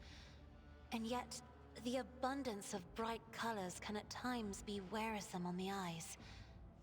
The bridge and the decks are so clamorous. In my search for a place of quiet, I was fortunate to come upon this islet of serenity filled with rare tomes and practically devoid of color. Into the book in Cassie's hand. See, you're fond of reading. Oh, this. I found this fascinating read on one of the shelves, and I must say, it has caught my eye. Its every chapter is written in verse. I find it so beautiful and enrapturing. Urak 5 had a vast archive of its own, of course, although most of the works within had to do with scholarly disciplines of some sort or another. Only in my sparse moments of respite was I allowed to escape into the pages of more embellished works. Are you satisfied with your new attendance? Your servants are somewhat sluggish when it comes to attending a noblewoman of the Navis nobility, but they are quite tolerable. Thank you for your concern. Cassia cringes ever so slightly, adjusts the adornment on her forehead, then awkwardly hides her clawed fingers in the folds of her clothes. The unnatural appearance of navigators often becomes the topic of gossip among lowly servants and officers alike. It is clear that she does not feel comfortable aboard a ship teeming with new people. The events that took place in Urak 5 must have shaken you greatly. Are you well? One should not underestimate the navigators of House Orselio, Lord Captain. Like a shawl of pale smoke, a faint malaise hangs upon my shoulders. But it will not be the slightest hindrance to my duty to humanity, and my duty to you. I hope that you've had ample time to calm yourself and your powers. There are people on this ship who are far more impulsive and dangerous to others, and far less devoted to the God Emperor than a herald of the Navis nobility. But I did not need your words to see the shades of umber unease that whirl around your subjects whenever I am near. Were I not acquainted with such a reaction, I could have found their behavior and your question just now insulting. Lord Captain, would you kindly explain to me why you are pestering me with these questions? Inquiring about my mood and my needs, showing an interest in the books I am enjoying. You are behaving as if you possessed a shred of fellow feeling for one such as I. I beg your pardon, Lord Captain. That was no way for a navigator to conduct herself.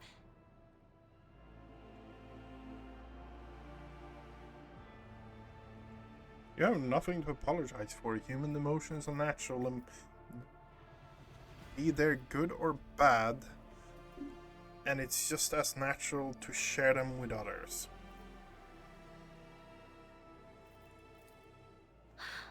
Please forgive me.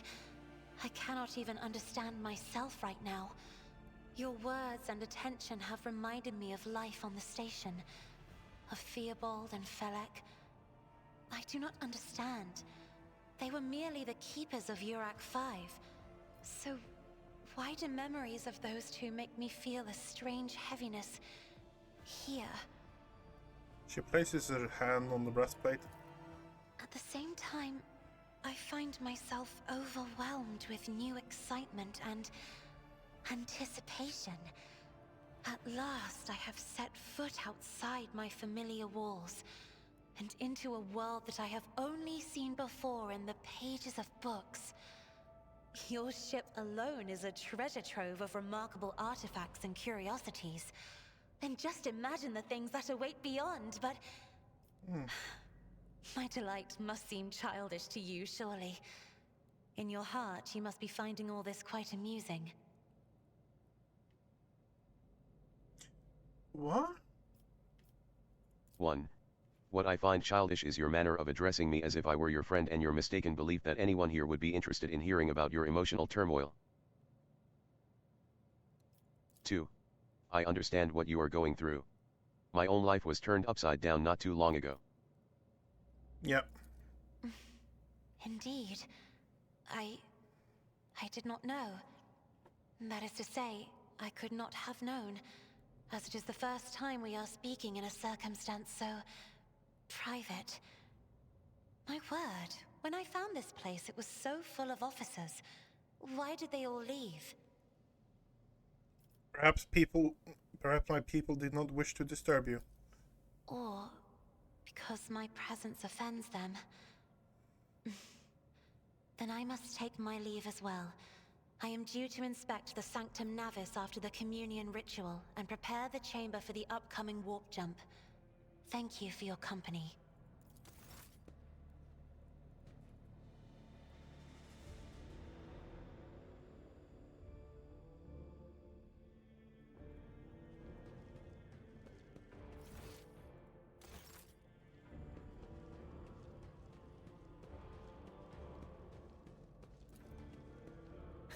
I won't sully myself with that.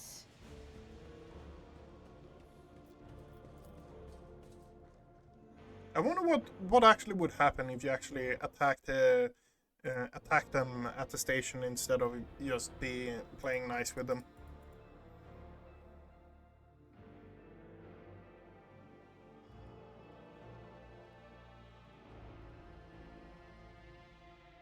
That's an interesting thing to think about, honestly.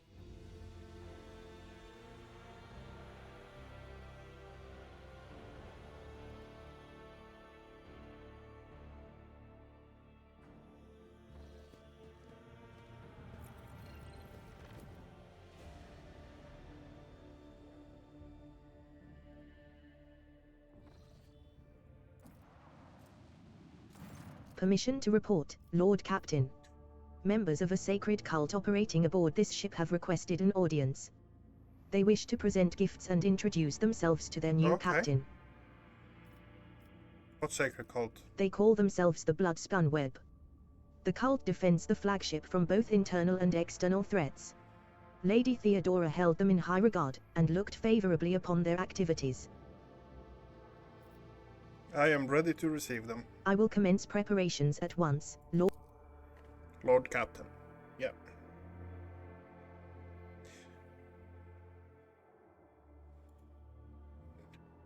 I have tried going from Uruk 5 to the planet to start the next mission, because I'm thinking of doing the Mechanicus station next.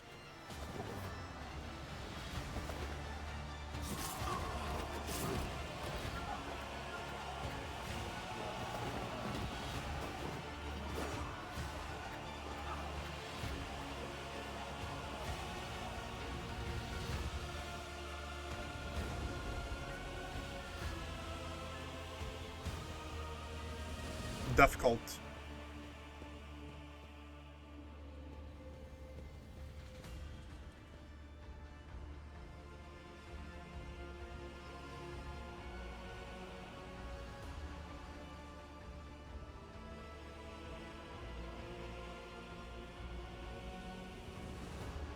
those on the deck watch in awe as the final figure moves gracefully into a ceremonial pose. Some of the officers whisper in excitement, while others murmur prayers to the God Emperor.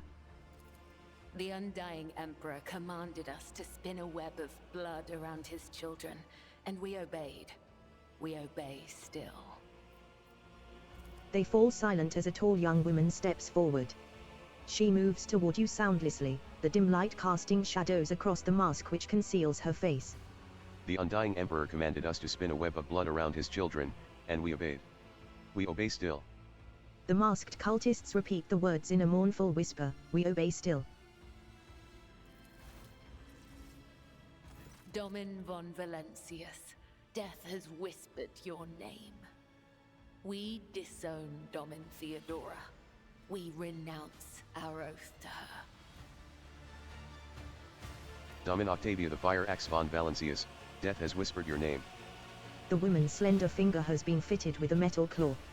She points it in your direction, and gazes at you from behind her bone mask with the cold, grim eyes of an assassin. We disown Domin Theodora.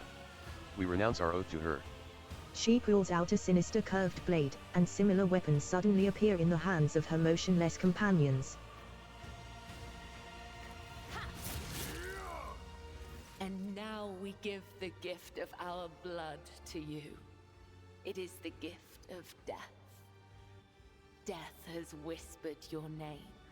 The followers of the tenets of the web swear fealty to their new overlord, and offer proof of their devotion. And now we give the gift of our blood to you. It is the gift of death. Their blades sing through the air, and rivulets of crimson flow onto the deck. The young woman bows her head reverently as she hands you a heavy parcel. The others bow their heads as well. They seem unconcerned by the blood that trickles down their fingers. Death has whispered. We give you a blade, the silent verdict. The Undying One has chosen you to wield this instrument of death. We give you one of our own, Kibella. She will be your shield and shadow. And we give you the blood of these traitors. The tenets of the web will purify their souls. You have heard many stories about death cults such as this one. These devoted, holy assassins of the Imperium have turned death into a form of worship of the Emperor. They are exemplary slayers, invisible executioners, and the scourge of traitors, heretics, and fallen souls. Many righteous people honor them as votaries of the faith, while others see their fearsome rituals as frenzied spectacles touched by madness. Examine the cultist. The cultists are all void-born. Their lithe, sinewy bodies are clad in light armor, which allows them to move with an acrobat's nimble grace and strike with an assassin's swift surety. Their red and black vestments are adorned with sharp spikes and ritual jewelry. Where time and training have worn their garments threadbare, you can make out patterns of bleeding lacerations. Examine the captives. The prisoners cower beneath the weight of your gaze. Blood drips down the tear-stained faces of the captured officers, technomats, and workers. A word has been carved into each of their foreheads with meticulous precision: traitor, heretic, apostate, renegade. The cuts have been diligently and regularly reopened to prevent healing. These renegades committed treachery against their domin. Their lips once praised the name of Kunrad Voigtveer, but it is your name they will whisper as they cross over to the other side. 2. Interesting. So, a death cult watches over my crew, they who honor the Emperor through killing, who devote their every deed to serving him. Sacred executioners. Yep. Domin has discerned our essence. This is a great honor for the blood-spun web. We have woven the bays of this ship together with the threads of our faith for many years. We keep the greatest relic, his tarot, through which he sends us his blessed revelations. We obey the whispers of the Undying One. This is our service to him. This is our service to you. A ringing sound fills your ears, deafening the noise of the world around you. Time goes still. A voice whispers seductively in the back of your mind. How interesting. Devout assassins who believe themselves to be instruments of a higher power. They revel in violence, and cannot tell the difference between bloodthirst and piety. They follow their faith blindly, unaware of how closely they tread to corruption and depravity. Look at them. They stand on the edge of a precipice. The smallest push will send them plummeting into the abyss. You could be their downfall. All you have to do is push.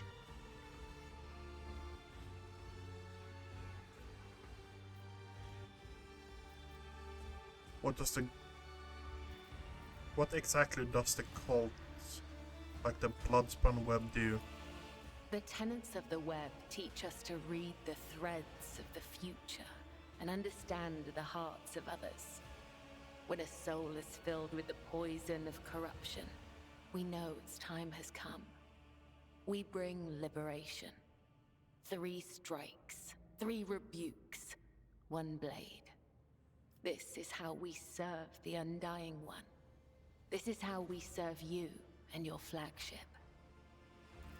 But there are others, the virtuous martyrs who contravene his design without realizing it. Those who have come too close to faltering or committing an apostasy, but have not erred yet. We present such souls to the Undying One. Continue, sir, me dancers of death, but henceforth let my name be upon your lips when you shed blood. Your name upon our lips. Cultist makes 2 thin cuts along the corner of her mouth, sealing the vow with words and blood. Tell me about yourself. You're the leader of the Bloodspun Web, or its herald, or its servants. I am the second spinner of the Bloodspun Web. The honor of this title is bestowed only upon those who have ushered more souls than... It is shameful to speak of one's own deeds. I'm here to become your shadow, not to make boasts. Not towards the captain. Why have you brought this rabble to the upper decks? So you may offer the souls of these traitors as a gift to him. You have the authority to order their execution. Their blood will bind us together through him. For the God Emperor, the Undying One, is death itself. The Undying One is duty itself. Give the order, Domin. Let a spinner of the Bloodspun Web undergo the test of a sacred trial. Give the weapons to the traitors. I will judge the traitors myself. Then, I will tell you of the treacherous blood that runs through their veins.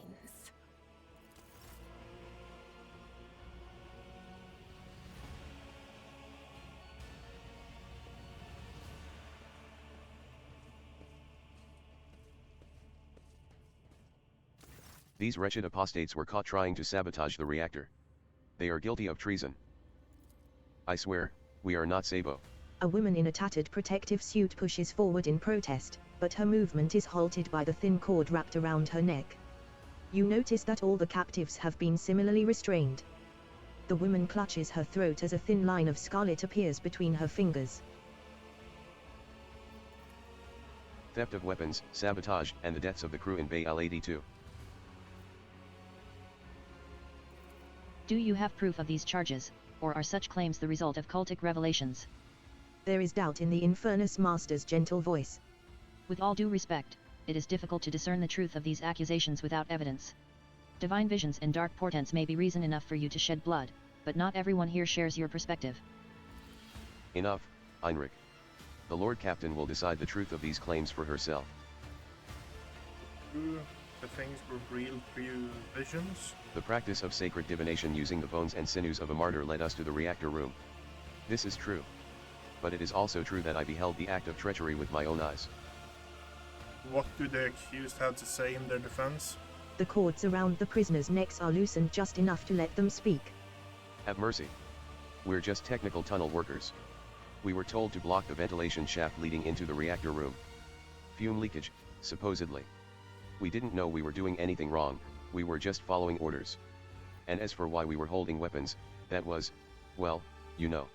The woman scratches her cheek nervously. She's lying. An injured officer scowls angrily. They smeared blood on themselves and crawled out of the tunnel wailing, "Oh, no. The ship's been attacked. There are enemies everywhere. Defend the bay."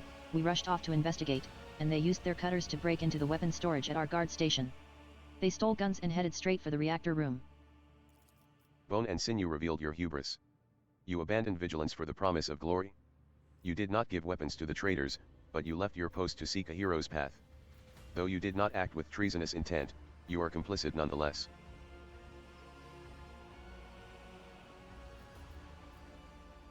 Can we not punish you in the...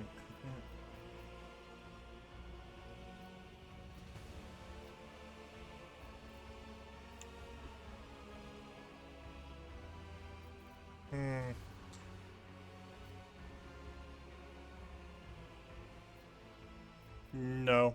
These commoners wanted to enter the reactor room. I shall fulfill their wish. Throw the traitors into the steam generator bay. They can boil in there.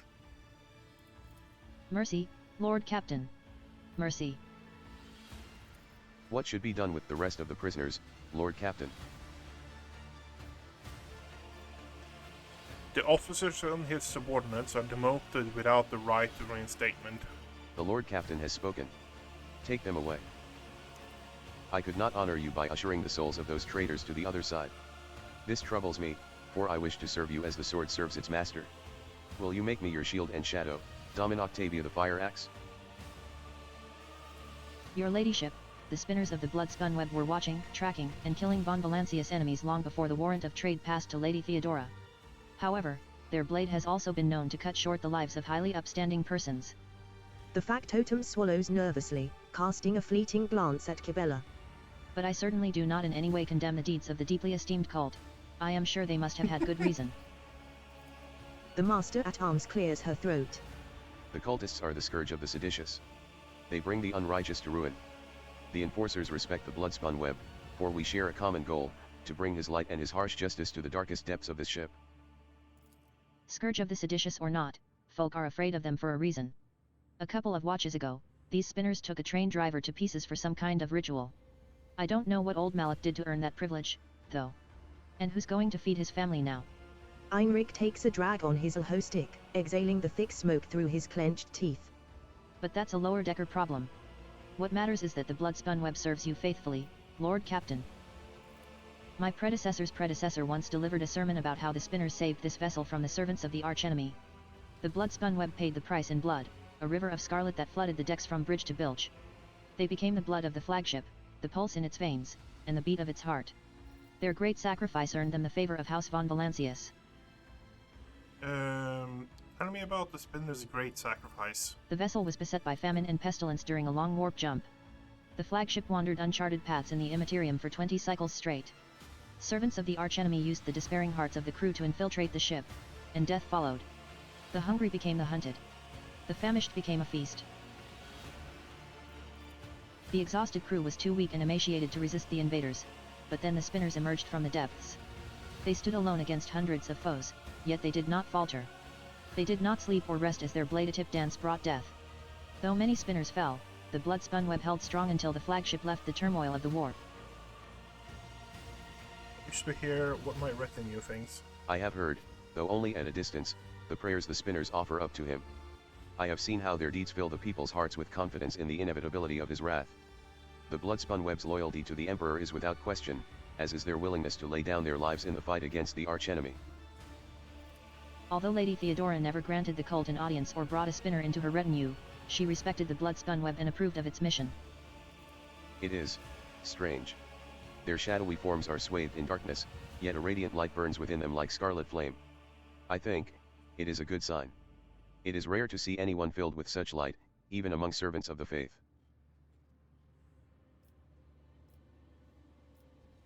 You will be my shadow. Kibella's movements are slow, almost rhythmic, as she removes her ceremonial mask. The dark shadows of her eyes accentuate the deathly pallor of her skin, which is covered in ritual scars. Henceforth, I am your shadow, Domin Octavia the Fire Axe von Valancius. An instrument of death placed in your hand by the Undying One. For so it was ordained, and so his tarot forespoke. The young woman bows her head once more. I also come bearing an invitation from the Vizier of the Bloodspun Web. He wishes you to know that the doors to the Undying One's temple are open to you. Are you suggesting the Lord Captain should go down into the depths of her flagship to search for this temple? With all due respect, the lower decks are for servants and crew. They are not a fitting place for her ladyship. Forspoken. What do you mean, Tarot? The greatest, most sacred relic of the Bloodspun Web, the Emperor's Tarot. Only his chosen servants may earn the permission to rain blood upon the cards and perform a reading to see portents of the future, shadows of the past, or tangles of the present. However, the secrets of his tarot are not for the ears of lay people to hear. I cannot tell you more, not here, not now.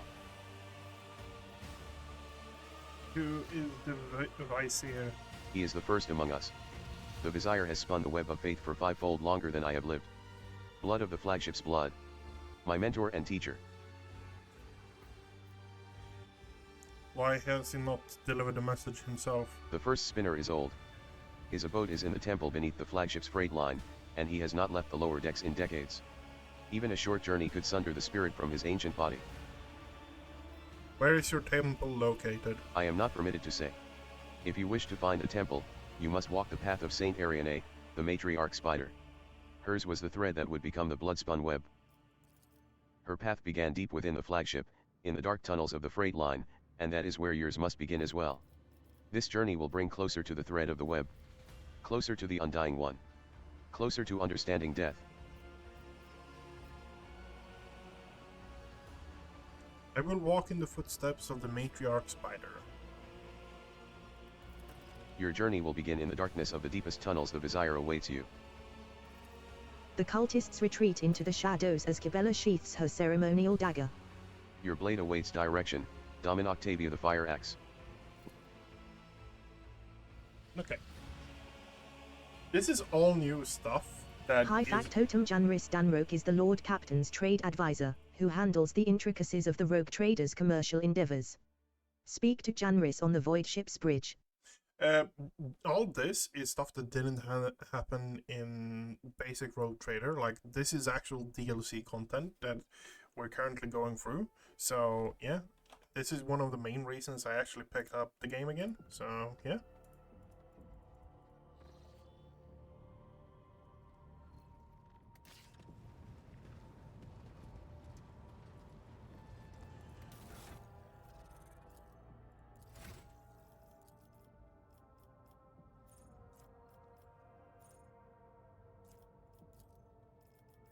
Okay. Beast mode.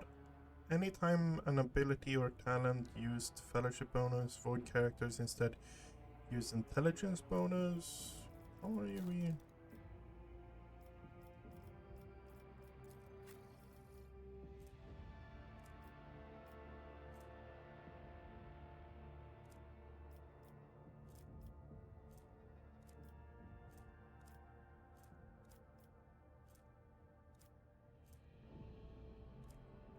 For the first one, okay. Okay, let's look at this now then. Crimson Tide. Creatures with blood blessed or blood stained effect gain +1 of this. Raining blood inflict again over turn. Death Cult Assassin allies deal more damage covered in blood. Each time the Death Cult Assassin parries or dodges an attack, all enemies within the blood-stained effect +1. +1 whenever inflict burning toxic. A creature with a blood and blessed gain +1 stack of this effect. Okay, yeah. +1 each time suffer damage from bleeding, burning, or toxic. Okay, yep. Weapon skill. Blood Veil.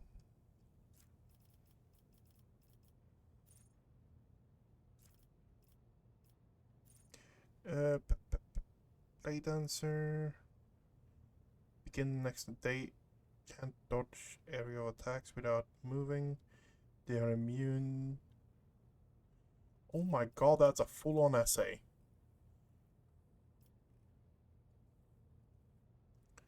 Blood Veil.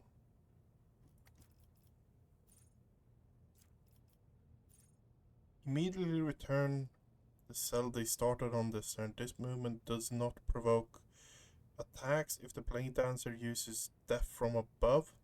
This turn, this movement repeats all uses of its abilities in reverse.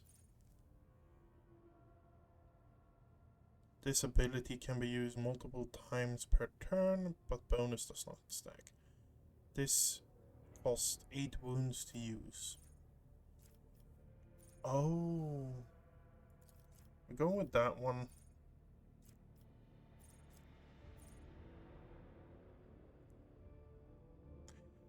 The Blade Dancer selects an ally until the end of the combat. Attacks made by the Blade Dancer against enemies who've already...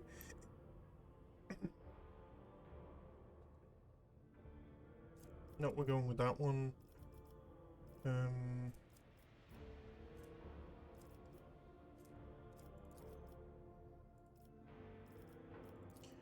Weapon skill. Any Blade Dancer attack made with sword deals agility bonus additional damage. This bonus is double if using two-handed swords. It sounds like a great thing to do. Blade Dancer's maximum wounds are increased by Blade Dancer's dodge divided by 10. Okay.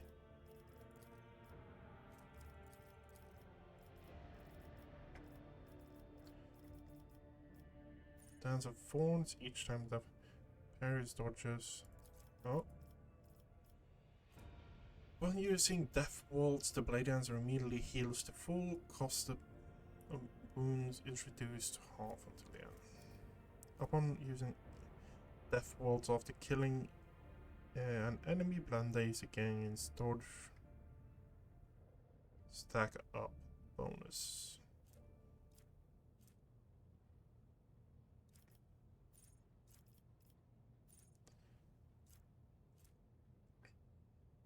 At the end of combat death. Okay, yeah, that one. And that one. Agility. Yep. What kind of gear are you actually on, though? That's the thing I want to know.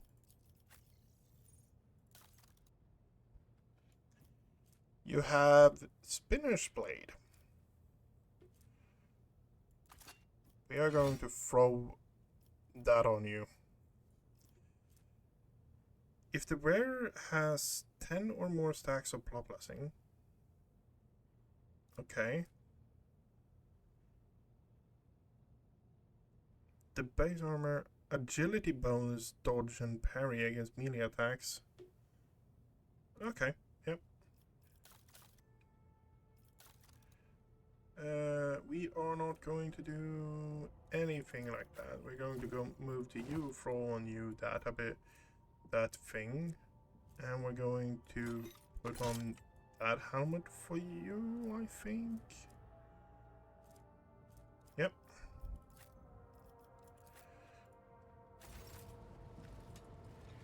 And finally now, we are moving to the damn planet to do the mission that I had in mind for today.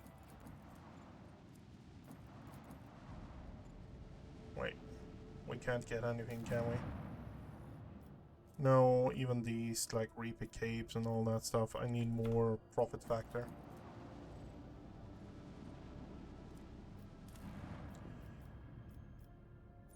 Bunker.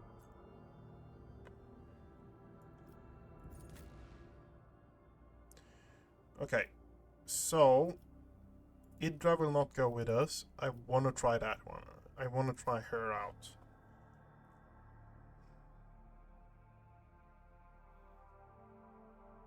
why I want to try her out is for the simple fact that I have no experience with that. Now we have more of a There will be no melee-based team. peace in my wake. Experience. Nothing matters more. Medicaid, grenade. What am I gonna do? We have goods here. What do we have here? We have more average general goods. Lay people unworthy of entering the hallowed Cenobite humbly said their prayers next to this computational altar.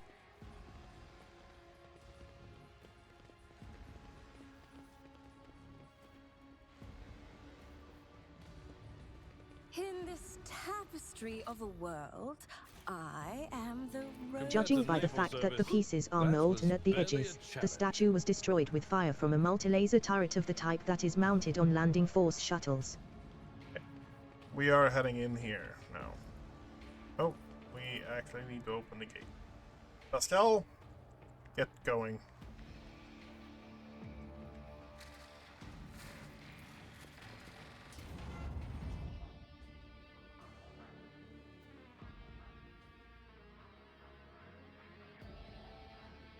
I never thought that actually what kind of rotation you do the missions actually determine what happens in the missions.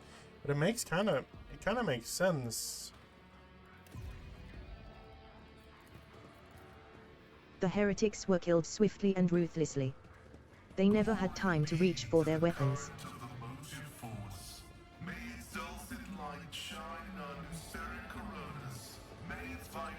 On the maladies of machine spirits and the ways of diagnostic divination. The mummified tech priest rests on the table, enveloped in wires. The monastery supplies power to several major hive cities on Rykat. Hidden somewhere in the depths of this building is a reactor of monstrous, unfathomable power. A tech priest's body rests on a metal table, surrounded by sparking spirals of copper coil. A patina of sacred unguents covers his withered flesh. His augmatics have been polished with great care. Intricate electus cover the dead man's crossed arms and bare torso, and strands of wires envelop his head. Pasquale respectfully bores his head before the dead man and carefully touches the shriveled body with the tip of his mechadendrite. Honored adherent, I thank you for showing us the truth of Fabricator General Pekrovor's maxim: death does not end the service of a spirit-driven. Examine the body. The body seems motionless, but you notice a slight tremor in the fingertips. This ancient servant of the Omnisar must be data dreaming. His mind, enveloped in digital reverie, can persist for hundreds or thousands of years while his frail body is decaying. This sacred state of trance is a great reward only earned by the wisest and most pious servants of the machine god. Such purity of color. I have never seen anything like it. Deep tranquility shrouded in a cool white cloud. Such unity of thought and spirit, the dead are incapable of exuding such hues. Next to the table the body is resting on, you see small amulets crafted from burned cogitator circuit boards. There is no dust on these small offerings. They were clearly left here recently. Hey, hear me, tech priest. The light in the crypt becomes a little brighter and sharper, and the smell of ozone fills the air. The vox on the ceiling comes alive and lets forth a solemn binary aria that turns into a crackling, somnolent voice. In this dark hour, I am ready to bring you good tidings, tech brethren. Now respond with the words of the second galvanic hymn. The second galvanic hymn is a revered and miraculous prayer of the Adeptus Mechanicus. Naturally, you know it very well. 1. Let us praise the twin charges, the body electric, and the Omnissiah who lights the spark of reason within us. And let us carry his charge to those who have turned their minds toward his light. Let it be so indeed. Who and what are you? The vox's voice grows louder. Praetor Electroid der Impulse 2, by the will of the Omnissiah, the prior of this monastery and the guardian of the miraculous fusion reactor, now and ever, world without end. Here, in this cell of mine, I have conquered death, and my mind has soared toward the Omnissiah in a blessed data dream. My body is decaying, but my spirit will remain by my master's side. For I am the sacred sentinel of the code, the guardian of the sacred relic, and the eye that watches over the rite of operation. Tell me about your data dream. It's like... I am one with the motive force, and it opens my mind to the sacred impulses of knowledge. My reason has become as fast as the flying electron in the ray of light, and time is no more for me, for I am eternal. In my binaric reverie, I comprehend the wisdom of the machine god and share it with the humble priests who come to my cell, thirsting for my knowledge. The monastery is under attack by heretics. Can you help? In my data dream, I saw their unholy requests and rejected them angrily, for it is said in the 4th article of security, no unbeliever's hand shall intrude upon the operation cycle. They have seditious designs on the relic, but should I give you, who does not belong to our faith and fellowship, my blessing to stand up to the blasphemers? Would you prefer to wait until they get their dirty hands on your sacred reactor? Do you have any idea what they will do to it? The relic, the mere thought of its desecration is a blasphemy. The mere chance of it is a sacrilege. So be it. In the name of shaming the unbelievers, I grant you the blessing of special access and protection from the rage of the motive force. Dry cracking sounds come from inside the crypt's walls as awakened cogitators process the ancient tech priest's command.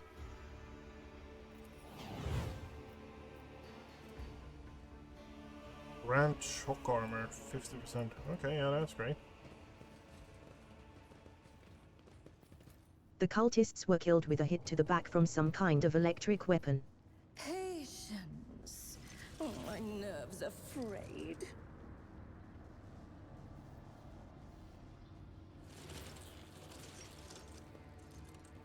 What an amusing attempt at defiance!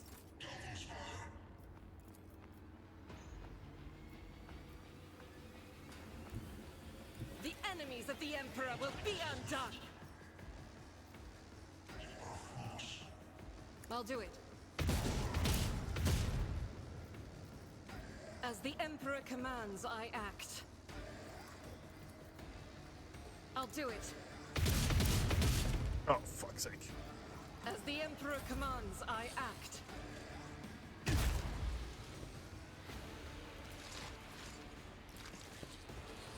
Pain and duty go hand in hand.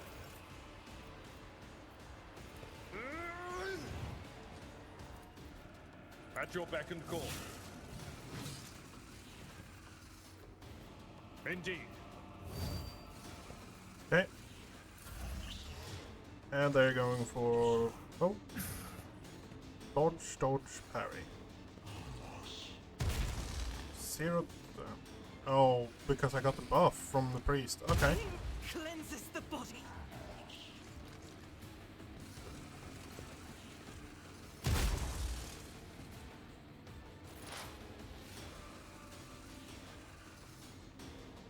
Advancing.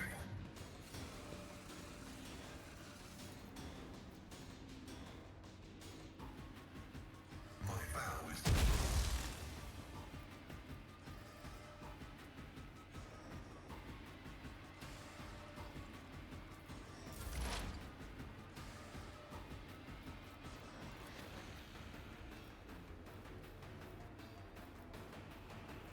Schemes! Ah, another one is shattered. Ah, a wicked thought. What if?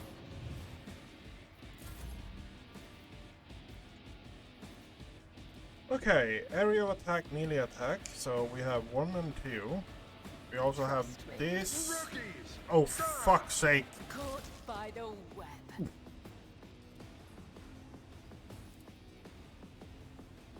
As honor ordains.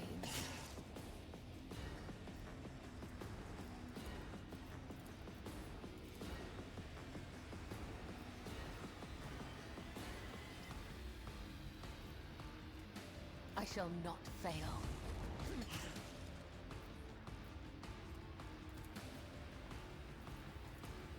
Trust me, death is a blessing. The shadows will... Okay.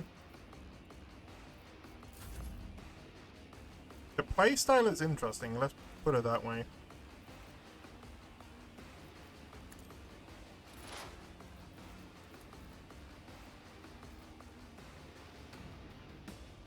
Oh,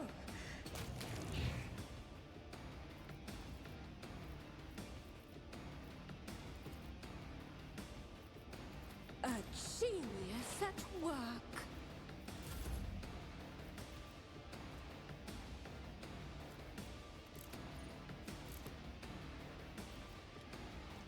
No.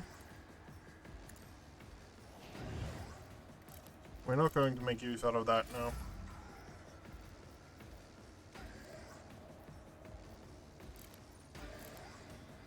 I refuse. Follow my lead. It will be done.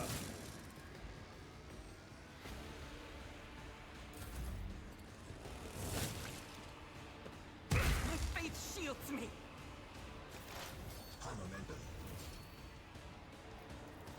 The scriptural prognosis, the Omnissiah condemns you.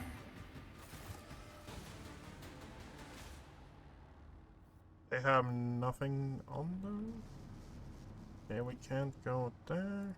Okay, One step at a we time. go back. Amidst the madness. A mercifully quick electric shock was not what killed this cultist. His face is contorted in pain as if he was tortured. Is that?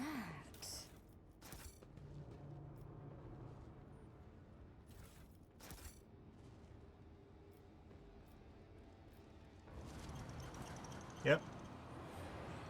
I'm not satisfied with that answer. I will repeat my question again. The last Electro Priest you killed, where did you find him? Burn in the fire of dawn, servant of the Corpse Emperor! And another one meets the limit of his utility. The last of them.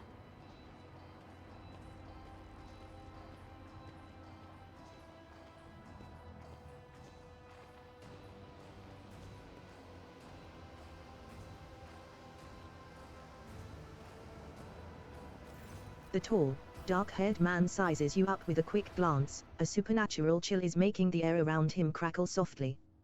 The expensive fabric of his jacket is stitched with gold thread and marked by several reddish-brown stains. A four-sword and a vox hang from his belt, and the emblem of the Holy Inquisition glitters on his chest. 1. Seneschal, isn't this the chap we're supposed to find for the Lord Inquisitor? I dare say it is, Lord Captain. Now, if it were possible for the gentleman to properly introduce himself and dispel our doubts. Seneschal? Lord Captain?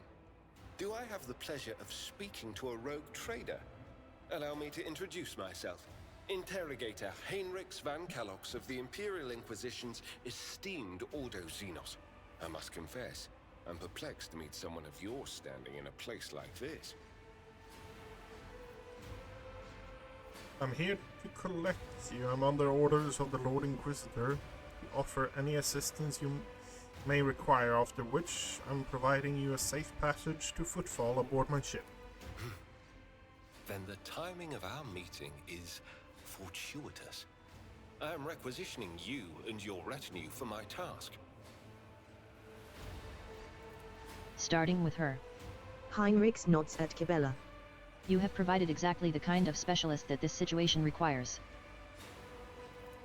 Cabela regards him coldly. I am the Damon's shadow. If she says the word, I will protect you. If she says the word, I will take you to the Undying One. Requisitioning? Young man, your choice of words is unseemly to the point of insult. You are addressing a rogue trader. I don't imagine you'll be any happier if I say taking into inquisitorial custody. To aid his faithful servant in the fight against corruption is the solemn duty of all whose actions affect millions of the Imperium's subjects. Let your example guide those who will carry the Emperor's light across 1,000 stars. You are familiar with the works of Inquisitor Alistar the Redeemer. Not every acolyte can say the same, let alone people less initiated. Please forgive my lapse in manners, Lady Navigator Orselio. It is a great honor. I came to Rykad Minoris on a mission, which a rebellion prevented me from fulfilling. The governor is convinced that malcontents from among the rabble were the instigators, but I immediately suspected a more sinister presence at the root of the mutiny. My visit to the monastery and a few unhurried conversations with some of the rebels confirmed my suspicions. Someone by the name of Aurora is leading the rebellion. Data indicates that the head of the cultists is here right now, in the sanctum of the ancient reactor. Given the prophecy of the final dawn, and the special efforts made by the enemies of humanity to seize the monastery, their goal is to gain access to the holy power source's control circuit and trigger a process that, once started, cannot be stopped. In other words, to detonate the reactor, thus being themselves the cause of their much-touted final dawn. Blasphemous insanity. There's blood called it Humps actively systematum. As Heinrichs van Kallark speaks, you suddenly notice the way he is looking at you, with his eyes slightly narrowed, as if he is peering into your soul, a soul that is touched by the gift of sorcery. The change in your expression does not escape the interrogator's notice, and you see the corner of his mouth twitch. He must have instantly recognized a fellow psyker. You are a psyker. You're a psychic? No shit.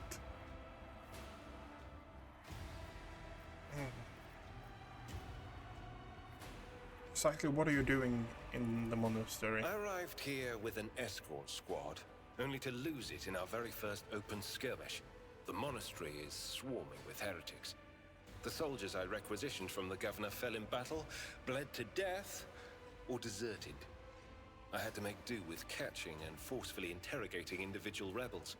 It is from them that I learned what I relayed to you just now.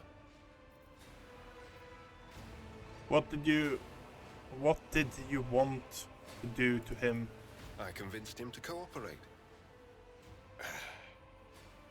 I can influence living bodies, and I find that the interrogated are much more eager to share information once the blood starts to boil in their veins. Thank you. Regrettably, the governor's people showed themselves to be unprepared for the perils of this place.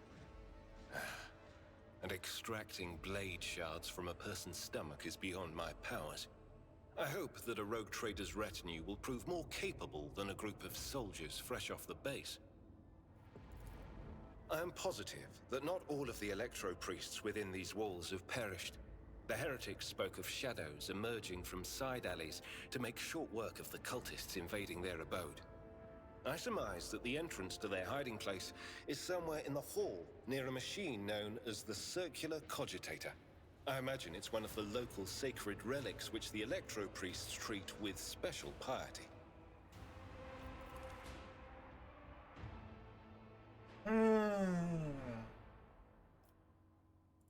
No, I want her in this mission. Cassia can go back.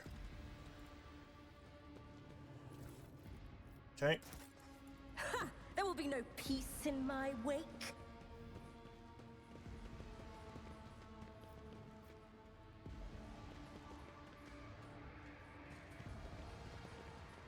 Okay. Before anything, you are a warrior. We're going parry, weapon skill. Biomancy. Invigorate.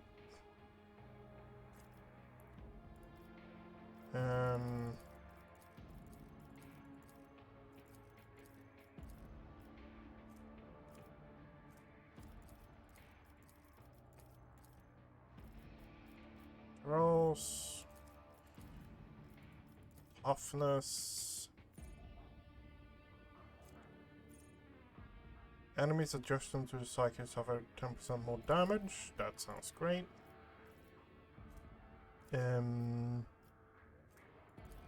Athletics.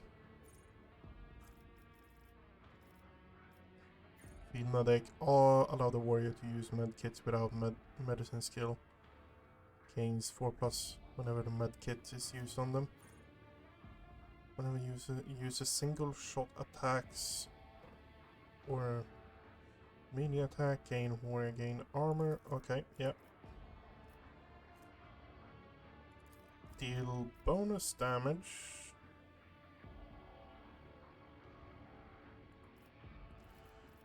And we're going with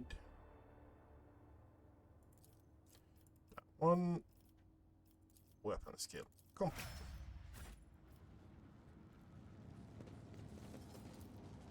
It would appear the Electro Priests damaged the motive force circuits on purpose to turn them into a trap for the intruders.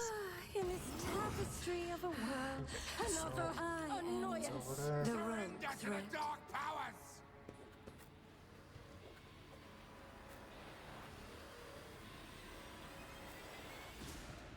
This is either hold back or push forward. It's either or on this one from memory.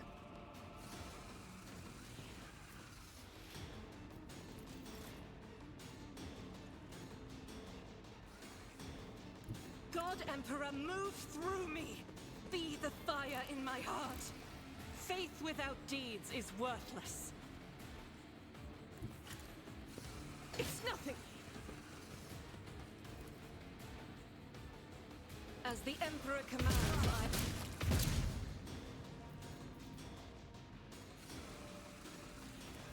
I'll do it. Death to the weak!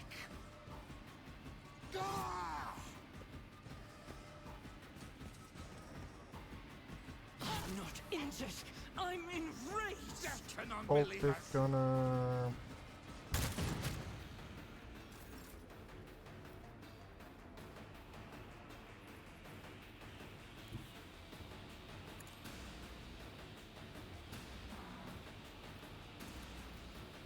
Trust me, caught by the web.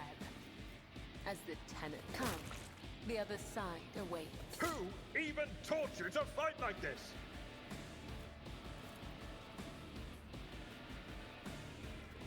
Trust me.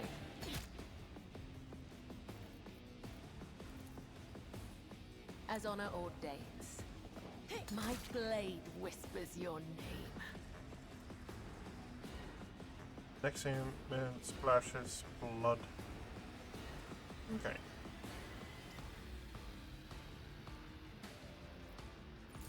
Chaos guides me.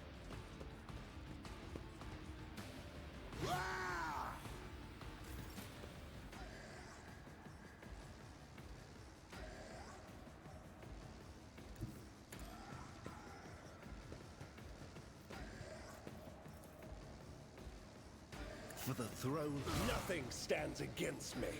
Okay. And we're going to use... The air is filled with a putrid smell.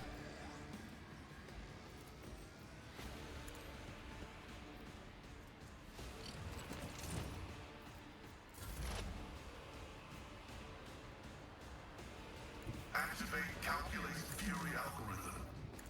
Deal with that guy. Agatha is now free to a certain point.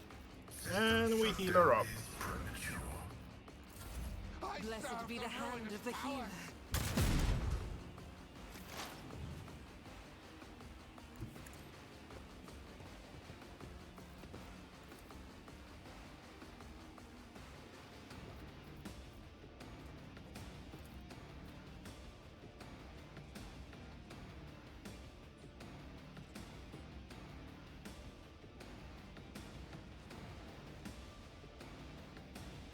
Let's see.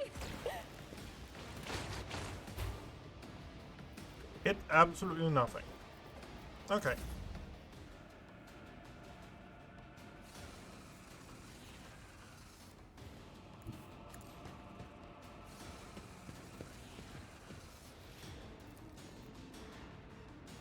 At your beck and call. He's dealt with. Great. It will be done.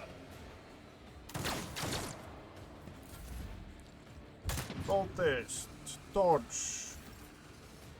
It's now behind us. Okay.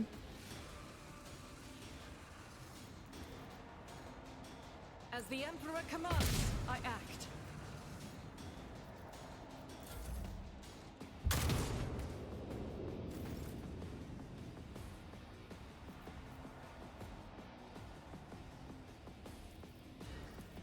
Trust me, killing brings me no pleasure. You say that? Rest assured, Oh, it's I'll be marking this not incident that down. one. Oh, for fuck's sake.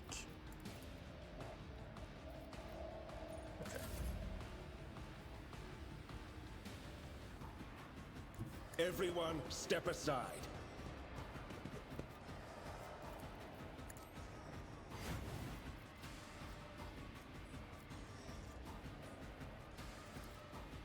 I won't object to it. Okay.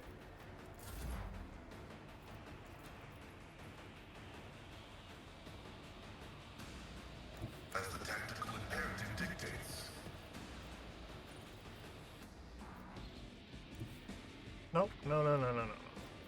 Want to use that on these characters.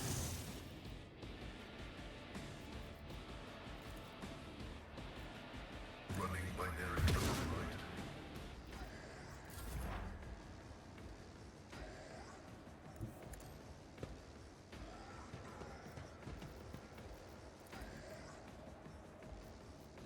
Schemes within schemes.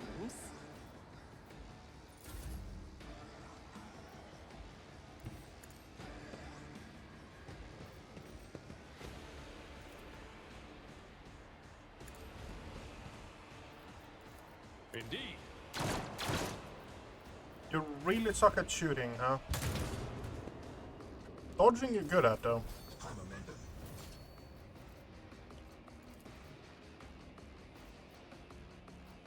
Doubt is for the weak. Each strike is a prayer.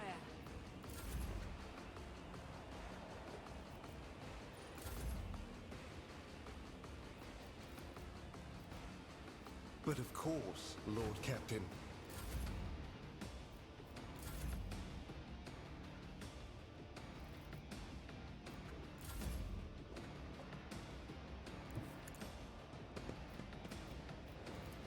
It will be done. Well, you had some weird goo on you. What the fuck? Victory is imminent. You really need to be better at shooting stuff, Avalon. I've suffered Out of my way!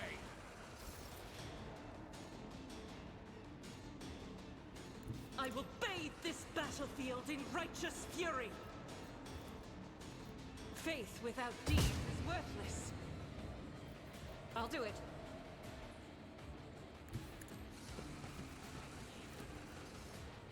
As the Emperor commands, I act.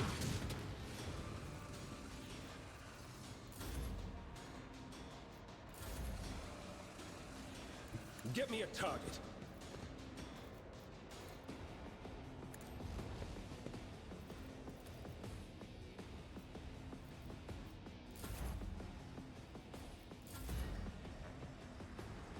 War is my muse.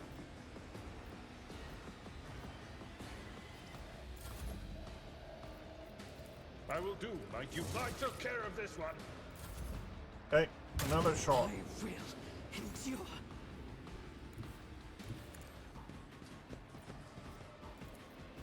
I'll do it.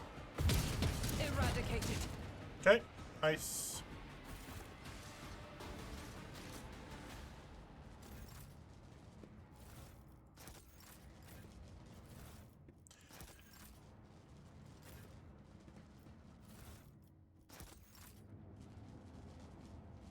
They will see.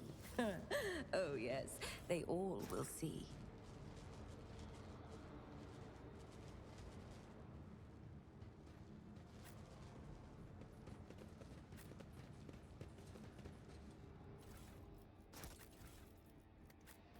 Okay. Nothing's impossible for this old officer. Oh, we got a plasma.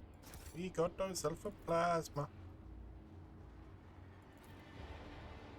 A multitude of symbols are carved into the enormous generator. You realize they are the foundational tenets of the Electro-Priest religion. Standing out among them is the triumph of reason over all other facets of human nature. A multitude of symbols are carved into the enormous generator. You realize they are the foundational tenets of the Electro-Priest religion. Standing out among them is the triumph of reason over all other facets of human nature. Okay. Curiosity sings in my veins.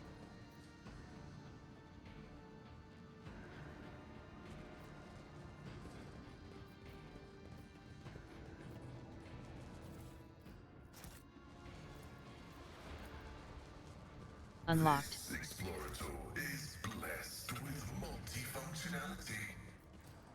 The bodies of careless cultists have been thoroughly fried by an arc of the motive force.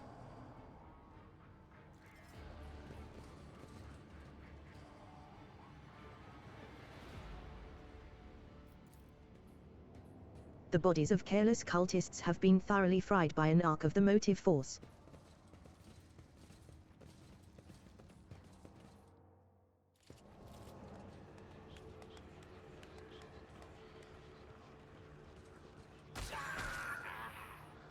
A crowd of cultists has surrounded a tech priest crucified upon a mechanism. A rhythmic whisper repeated by 100 voices blends into some blasphemous enchantment. Powerful discharges of the motive force run through the machine, causing the unfortunate prisoner's body to convulse brutally and forcing woeful cries of pain from his lips. The tech priest's hoarse voice echoes under the ceiling. In the clenched claws of stagnation, in the shackles of Iteration 0, under the iron wing, let the psych. Pasquale's mechadendrites spring into combat mode instantly, and a wrathful rattle comes from his vox. I am registering a severe violation of the Purity Protocol. The Blessed Amarnat has been captured by heretics and is being tortured. Look around the hall. The heretics have taken up positions everywhere, and many more are doubtlessly hiding in the passages leading out of the hall. For now, they are all focused on the sacrilegious torture of the tech priest and do not notice you. Are you sure he's Amarat? Confirmed. I do not observe his face, but I recognize his words. Let the cycle be discontinued is the Blessed Amarnat's motto. How is he bearing this torture? A devotee of the Omnissiah is capable of withstanding great bodily torment with no loss of functionality. But where flesh reinforced with sacred iron will persevere, the purity of spirit may perish. I hypothesis that the heretics have made the Blessed Amarnat a participant in some variety of sacrilegious ritual. Through sacrilegious torture, they are trying to break his will and turn him into an unholy terminal with which to control the reactor's outer power circuit system. We must save this team tech priest without risking his life. The mechadendrite points to the corpses of heretics lying nearby. We can use the blasphemer's clothing as a disguise. Unrecognized, we can sabotage the power units, overloading them and thus cleansing the Hall of Heretics. Okay.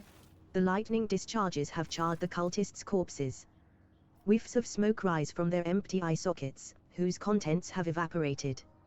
Their clothes, covered in the blood of innocents, are crudely painted over with emblems of the archenemy, which exude a repulsive air of soul decay. I shudder with disgust at the mere thought of having to touch clothing adorned with unholy symbols, let alone wear it. This is the first step toward falling, a small compromise with evil that will lead to something greater. Is there truly no other way, rogue traitor? The signs of the archenemy are not just painted symbols, but conductors of its will. The words of their prayers, even spoken without faith, their coats of arms, even deceitfully worn, all this increases the presence of the ruinous powers near you and draws their corrupting attention to you. With a look of revulsion, Kibella picks up one of the rags with the tip of her blade. Nothing but your word, Domin Octavia the Fire Axe, can make me don this filth. Once we are done, I will scrape my skin clean with a metal brush and bathe it in caustic lye.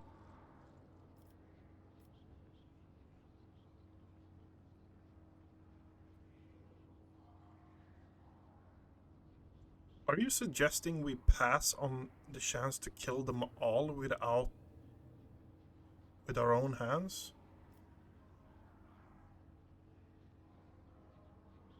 Fuck it. Another desperate scream rends the air. So be it. May the Omnissiah protect the Blessed Amarnat in the coming battle. Death to the blasphemers. Oh, what an amusing attempt at defiance!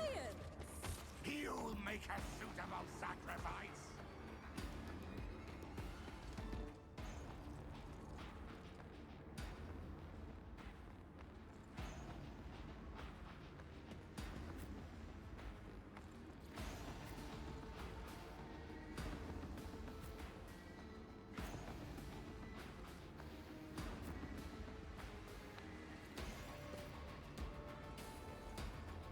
Okay, let's see how this goes then.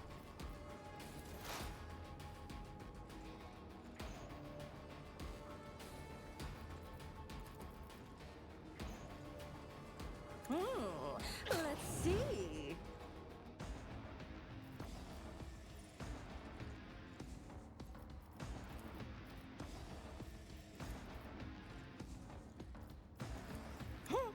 What if?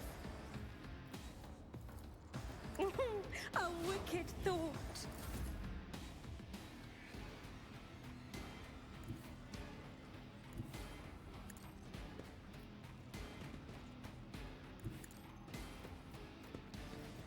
Then we charge in.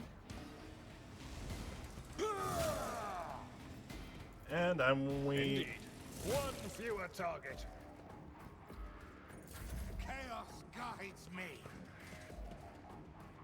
Death to the weak.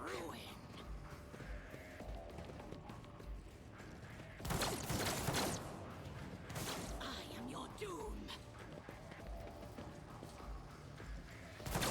Faith. Predictable downfall. Snooping.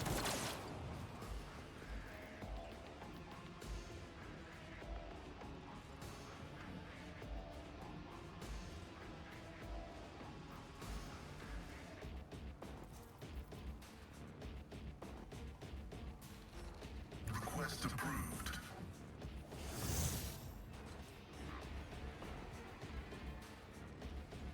Heavy is the tread of his faithful. The order is contrary to dogmatic protocols. It is not a battle, but an execution. Death to non-believers. Damage is negligible. Such is the will of chaos.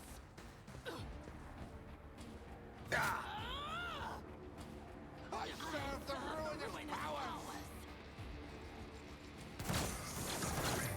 Is part of the trial.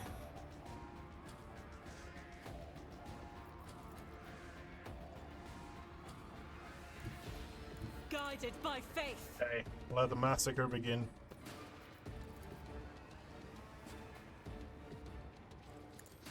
None can escape the Emperor's judgment.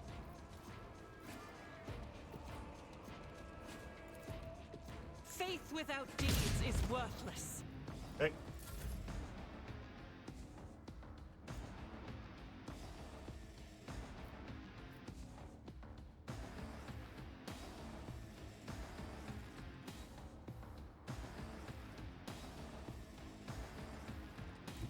I bring mercy and retribution. The shadows will see it done. Come, the other side awaits. As honor or death, killing brings me no pleasure.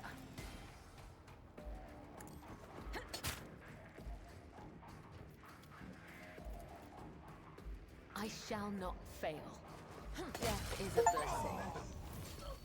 Kill 3 enemies using the death walls. Killing brings me no pleasure. Oh fuck. She is dangerous. Just clearing stuff is insane. And we haven't used her attack ability yet.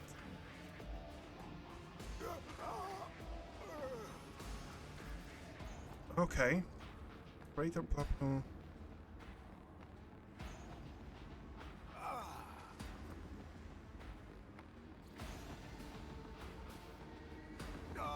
Okay.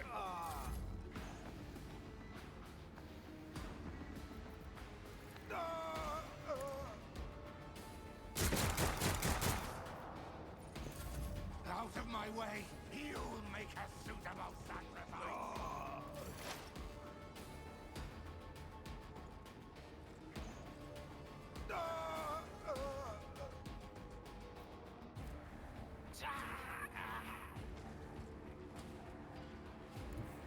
Through the smoke and gunfire.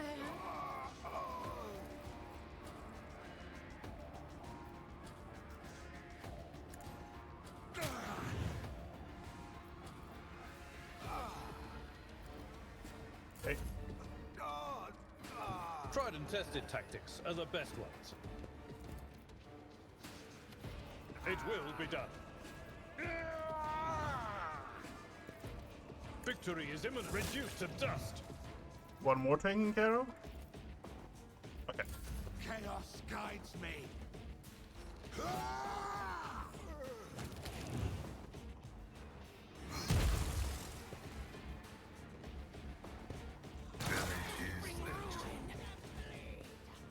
Who's injured and enraged?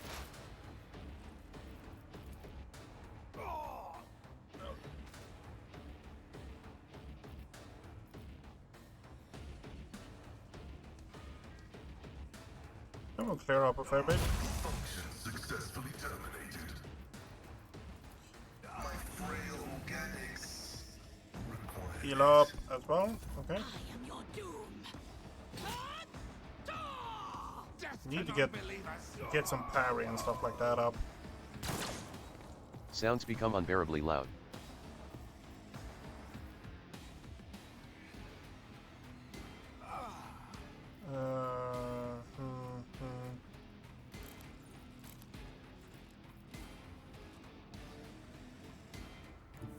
The enemies of the Emperor will be undone.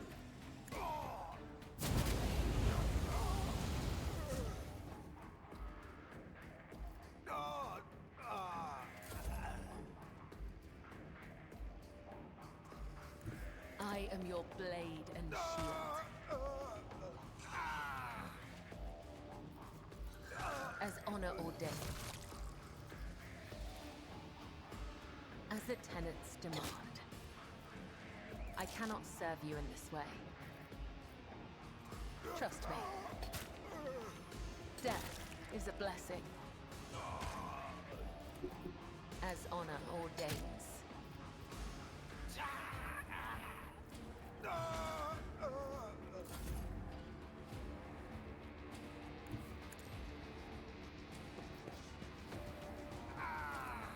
Naturally. I'm done with this Okay. one.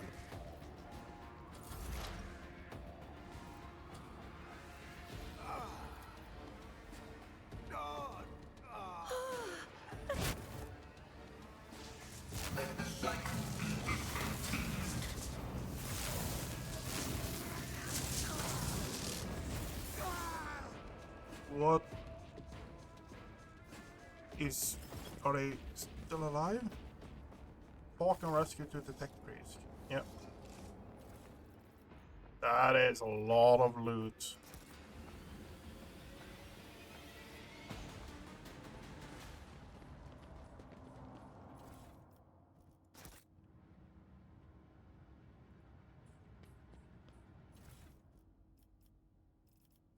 Patience? My nerves are frayed. Okay, let's have a look around here. Attention to detail is the key to success. Don't mind if I do.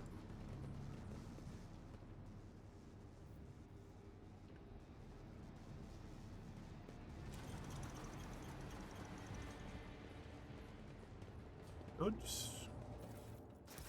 Okay, goods. Unlocked. success is an irrefutable certainty. In the cycles of the foreordained, there lurks a flaw of worship. The tech priest's body convulses. Pained, plaintive creaks of binary prayers come from his vox. As moments pass, the signal becomes less and less clear, as if something twisted and wrong were being added to it.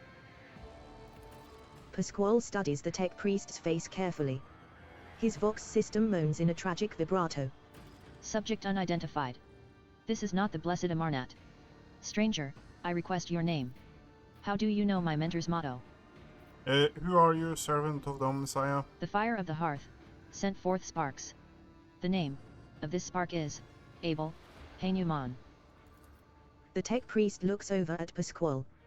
For a brief moment, his speech becomes clear. The echo of my call has reached you. Good. The iteration is at its end. The design is fulfilled. What design? Why are you calling yourself by my name? Was it you who summoned me to Recad Minories? What for? I categorically demand an answer. Pasquale's voice rises to an intimidating howl, but the delirious tech priest does not seem to understand what he is saying. What design? An intention both bold and honorable, to open new gates for the waters of knowledge and comprehension. A plan written so that the righteous may follow and trust in the great pattern of revelation and uniform progression toward it. Pasquale's voice is trembling with elation. Those are his words. I have not heard them in so very long. Asking him about Amaranth, you came here because of him after all? No. The tech priest's weak voice grows stronger. He came because of himself. Myself? To redeem myself. To correct a mistake? Possibly. But how do you? There is a look of gentle condescension in Abel's eyes. Strange, given the circumstances.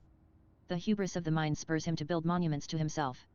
Do not regret, for all is predetermined by the iteration.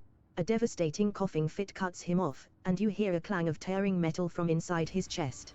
We can talk once we get him out of here. A cold premonition breaks the heart. The probabilities are dark and frightening. Brother, I do not wish to gaze into them. We are the flame of knowledge that drives the darkness away. Pasquale is quickly inspecting Abel's wounds, paying no mind to the blood and sacred unguents staining his sleeves.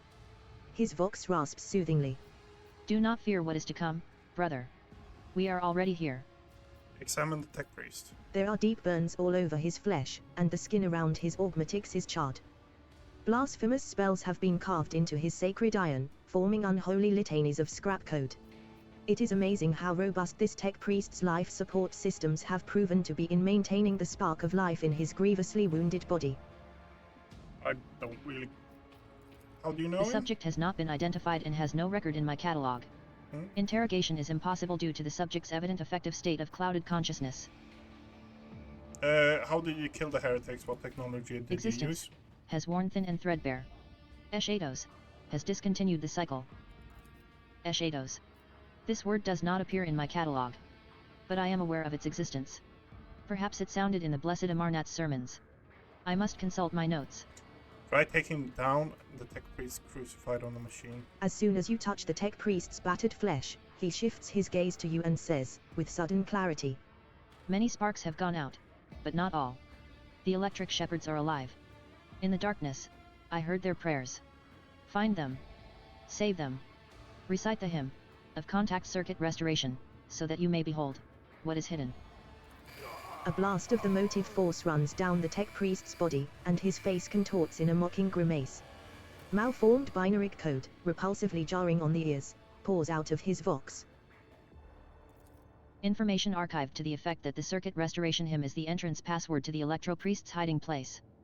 Pasquale responds with the dour rhythms of a containment aria. I note with great sorrow that the cultist's ritual has been partially successful. My tech brother has been tainted by corruption.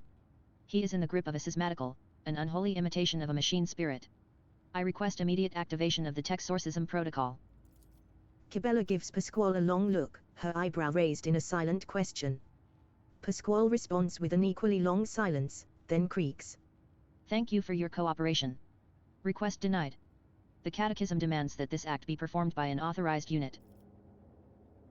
What is a schism? An ugly mockery of a noble machine spirit, created by the warp. Sometimes a few lines of despicable scrap code or a small clump of the motive force falls under the archenemy's influence and degenerates into an abomination of this sort, one whose very existence is an insult to the Omnissiah's wisdom. I would rather leave him as he is. There must be a purpose for what. Request denied. If we are not granting him salvation, let us at least grant him a merciful deactivation. As mangled as it is, the tech priest's body still clings to life. It takes several blows to end his corruption-tainted existence. But even after that, a repulsive giggle is heard over the static from his vox. Pasquale's mechadendrite touches the dead man's head carefully, grips his neural augmatic in its claw, and extracts it from its socket with the utmost care. The skull bone cracks dryly, and brain matter taints the sacred metal. Rest in... Lord Captain, the Omnissiah commands a pious mind to strive toward uncovering the truth. Therefore I will not stop until I find my mentor and understand his connection to this servant of the machine god. I request the privilege of joining your retinue as a rightful companion. I can offer to fulfill the duties of an engine seer on your ship in exchange for the right to follow you and conduct my own investigation. Yep.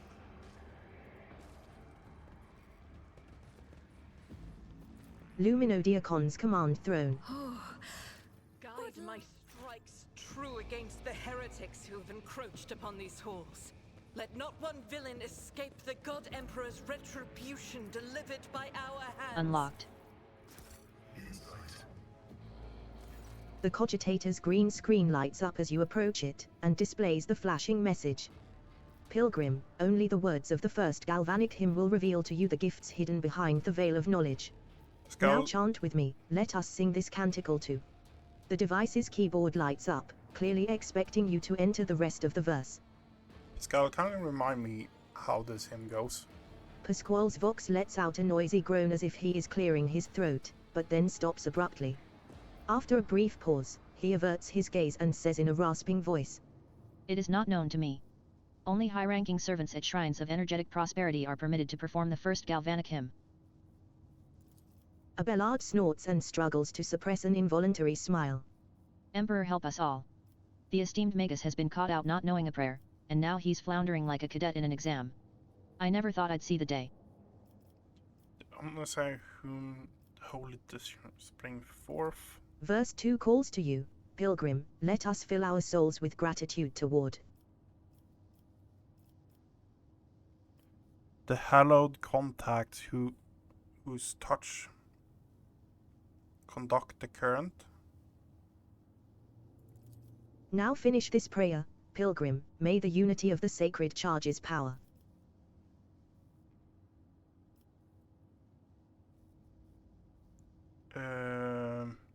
The immortal reason hath created the spark. Only one who has learned the path of our Cenobite is worthy of its gifts. Walk the path of the enlightened, absorb their age-old wisdom, and sing with me again.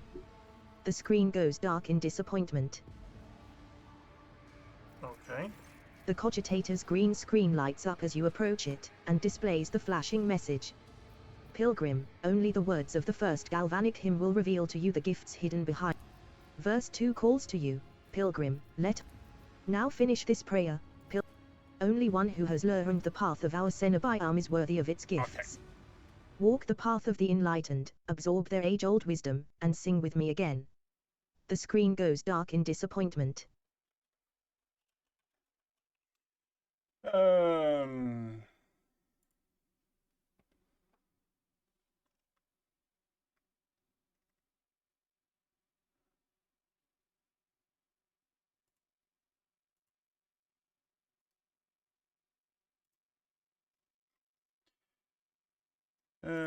Okay.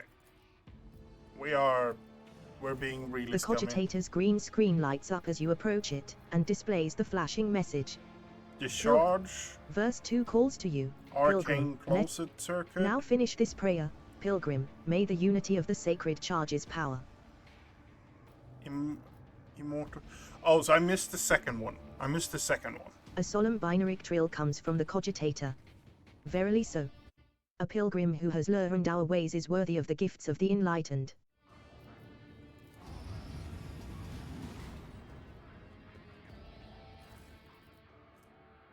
Critical chance on range attack against enemies with less than. In this tapestry of a world, I am the rogue thread. Okay, so that's the thing. Okay, yeah.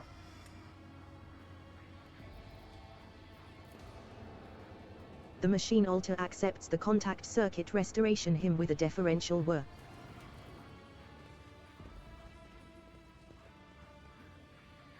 A shortish, muscular man wearing the scarlet colors of the priesthood of Mars steps into your path.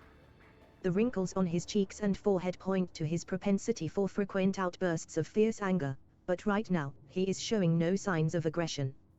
Glowing blue patterns of electric tattoos, or electus, show through his oddly bluish-tinted skin. The man's eye sockets are dark and empty, yet he turns his face straight toward you with no hesitation. He has a sharp, screeching voice not unlike a bird's cawing. May the charge of the Omnissiah's mercy persist in the hands of the faithful. May the motive force persist in their batteries. Make the sign on the Aquila the Emperor protects. The man responds curtly, as if giving a military command. The Omnissiah knows all, comprehends all. The hallowed electrodynamic cenobium receives you, pilgrim. I am Dare Impulse 6, a servant of the motive force and the praetor electroid of this sacred monastery. Pasquale bows down humbly before the man. A trill of binary signals comes from his vox, to which the praetor responds with a solemn gesture of blessing. Pasquale turns to you and says, The rank of praetor electroid is a sign of high standing within the electro-priest fraternity. To have been granted an audience is a great honor. The praetor electroid looks at Cabela and gives a dignified nod. You have brought an assassin. Good. She will find much work here. Are you ready for new toils, blessed slayer? Always. Can it be any other way? You have the honor of hosting the rogue trader of House von Valancius. I urge you to follow proper etiquette when interacting with the eminent bearer of the sacred warrant. Within these walls, worldly titles are nothing before the motive force. Your deeds, however, speak far louder than titles, for your path here is sprayed with the blood of desecrators.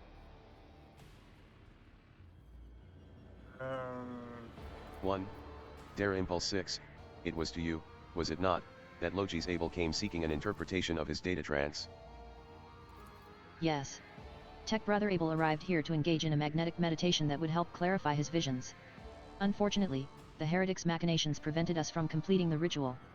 The esteemed Logis volunteered his help in defending the monastery, but contact with him was lost soon afterward.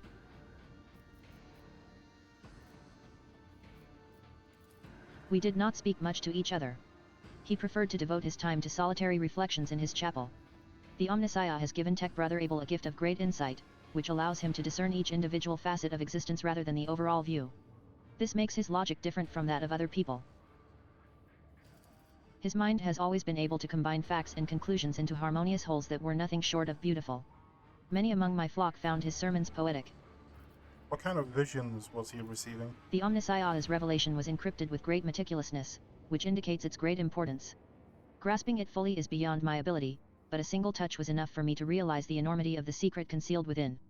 Or, more exactly, the secret design, which was how Tech Brother Abel referred to it. His mind had discerned in the world around him traces of some grand silence that he wished to comprehend. Logis Abel is dead. Sad news indeed. Tech Brother Abel was chosen by the Omnissiah to be a comprehender of great mysteries. May his spirit's motive force come into being anew in the fount of the miraculous fusion reactor. Have a few questions about the place and the people in it. Truth is like light, and blocking its path is criminal. Who are you? The hard-working servants and dwellers of this cenobium. Electro-priests of the Adeptus Mechanicus. The Corpus Carii did us a great honor by entrusting into our care the sacred relic around which the hallowed electrodynamic cenobium was built. What precisely do you believe in? We have devoted ourselves to the worship of that aspect of the machine god which is known as the motive force. It is the blessed divine spark that creates impetus in the universe. The Omnissiah, in his mercy, gave the world the gift of the motive force, and we follow its impulses in order to increase it, bring it to lay people, and protect it from unholy hands. The relic that this monastery protects provides the entire planet of Rykadminoris with the blessed motive force, and we, unworthy though we are glad to serve the ancient machine that dwells in this place. Tell me more about the relic. It would be pointless to describe the miraculous fusion reactor. Only through beholding its ferocious power can one comprehend its blessed essence, and fear the might of the Omnissiah. Its core was found 4,000 years ago and delivered to Rykadminoris by the holy warrior of faith Lok Impulsi during one of his campaigns. Its sacred spark has not gone out for an instant, and the walls and power units of this cenobium have been erected around the relic in order to protect it from ignorant lay people, as well as protect them from its formidable might. Pasquale keeps his solemn silence, but the quick clicking of his mechadendrite's claw betrays his excitement at being so close to the sacred Archaeotech. You're not like the other members of the Adeptus Mechanicus I have met. Our faith imposes a duty of obedience on us. Every electro-priest is given numerous electus that combine in a blessed voltageist circuit, allowing feeble flesh to withstand the might of the motive force. That is why our skin glows with its light, and our eyes boil and melt when we are ordained. The Omnissiah's tears is what we call this phenomenon, this dying away of unworthy flesh. As we shun the layperson's primitive means of looking at the world, we gain the ability to sense the motive force around us with our entire bodies. I understand everything. I am pleased to be the conductor of truth. Why are you calling me pilgrim? Only those lay people who desire to experience the motive force are allowed to cross this monastery's threshold. All others are profaners and criminals.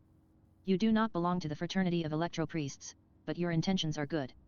If you were not seeking the Omnissiah's wisdom, then it was the motive force itself that brought you here to find it. What happened here, and how did you manage to survive? When the heretics descended in droves upon this cenobium, we gave battle. But the unholy foes buried the Omnissiah's warriors under a mass of their bodies, thus extinguishing the defenders' sparks of purity. It was then that I ordered my few surviving brethren to retreat into the monastery's secret chambers. Upon taking refuge there, we began to destroy the blasphemous intruders in surreptitious ways.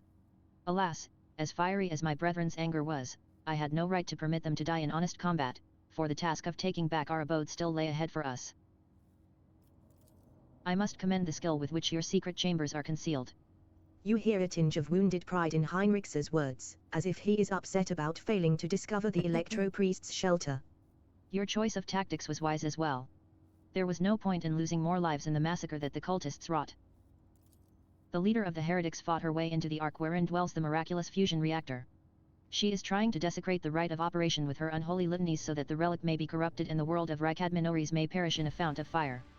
But my brethren, in their magnetic meditation, are hampering her efforts by chanting access request prayers in unison, thereby suppressing the commands that the blasphemers enter.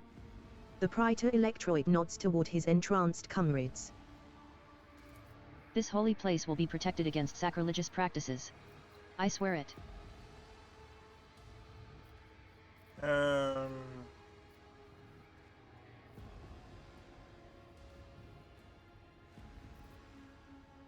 In the monastery I was attacked by people who looked like electro-priests. That is a lamentable mistake.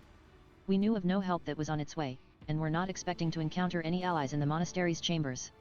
But I see that you are alive, and I mourn the senseless deaths of my brethren. I wonder if you would have so touchingly mourned the Lord Captain's death, or if such sentiments would have only been awoken by the sound of our void ship delivering a punitive strike from orbit. My enforcers and the governor's guard can help you reclaim the monastery. Say nothing. The praetor electroid, too, falls sorrowfully silent. I wish to get to the holy reactor. The ark is hidden from pilgrims' eyes. But considering the extraordinary circumstances of your visit to this monastery, I grant you that right. The hall that leads to the high reliquary has been barred by the enemy, but I will open a secret path for you. Enter the ark and experience the motive force, pilgrim. We will pray to the security systems that they may refrain from punishing you for your intrusion. I must press on. May the charge of the Omnissiah's grace persist in the batteries of the faithful. One step at a time, amidst the madness.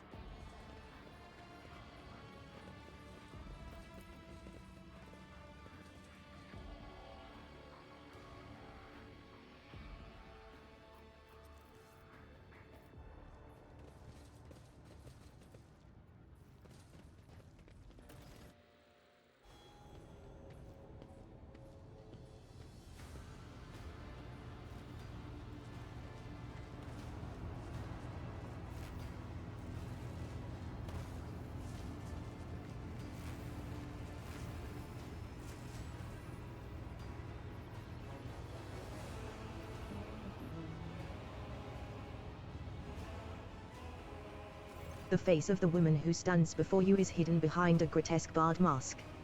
Yet the voice pouring out beneath it belongs to someone else. It is the husky, somber bass of a void wolf, a border of ships. How predictable your path is. How static. All the possible deaths you have skirted, only to perish here, in the fiery tempest that will mark the final dawn. The woman turns her mask to Pasquale and gloats. You have arrived just in time, little cog. The schismaticals use your regalia like a mask to subdue the reactor. Pasquale's vox rasps musingly. A cog. I cannot comprehend why apostates try to insult me by comparing me to the sacred symbol of our faith. It is irrational. His visor lights up like a crimson herald of bloodshed, and his drilling mechadendrite whirs viciously as it readies to strike. The sacred cog grinds all corruption to dust. From the dust, I will build order. What talented enemy. Can you do the governor's voice? I cannot. Slaves such as you and he have no voice. You are mute. The woman's voice breaks and shifts to a different pitch and timbre, a martyr's voice, young, fervent, and in pain. Time has all but run out. I can hear the fist of the future knocking on the door of the present. Choose quickly what you want to be when it walks in, a blind slave to what is gone, a faithful servant of what is to come, or a corpse. I would take some time to wrest from you the details of the future that the cult prophesies. Hopefully, when we're done, what's left of you will still be capable of coherent speech. What you'll be is a living torch blazing for his glory. Argenta's voice burns with pure hatred and trembles with impatience to make the promise come true. Take a good look at me, Aurora. 4. Requires, heretical, follower take a good look at me, Aurora. Predestination has changed. Now I am your master's favorite. Will you dare to go against his will? What is this poison you speak, rogue traitor? Heinrich eyes you icily. Interesting choice of words, Octavia the Fire Axe. Aurora hesitates. Then a madwoman's hoarse laughter comes from behind the mask. You are no successor to Brother Twilight, oh no, you are a mere impostor believing herself to be a decider of fates. I deny you. I deny you. Aurora's entire body flinches as if she has been struck. A cough sends a scarlet spatter through the grill of her mask. What is this? Punishment. But for what? I have not renounced the edge, this cannot be, execute them at once. Aurora attempts to recite an unholy litany in broken Gothic, but her own voice fails her as she is shaken by a violent coughing fit until she can barely breathe. The electro priests rip their hands off the command panels, rending their flesh on the stakes that pierced them. As their schismatical controlled bodies are imbued with the motive force's radiance, all the unfortunates can do is scream in horror and plead for a swift death.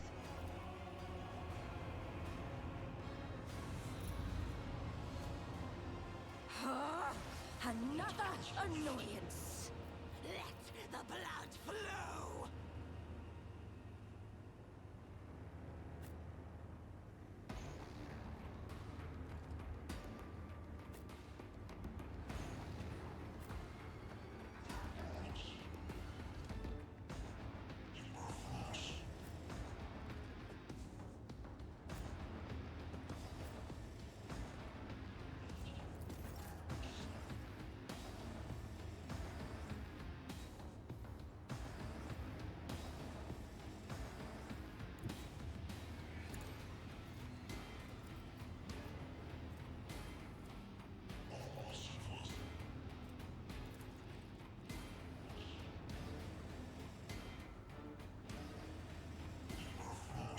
Trust me, caught by the web.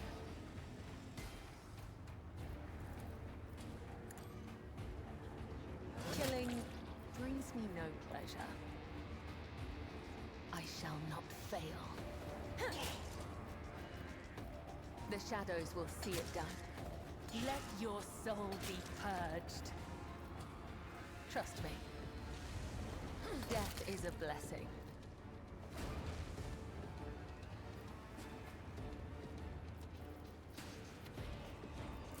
Nice.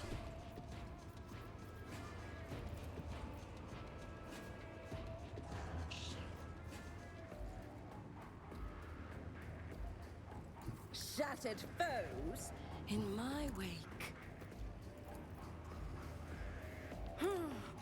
Let's vent flames. Another one. Chaos guides me. See my great... I feel nothing. Fear nothing.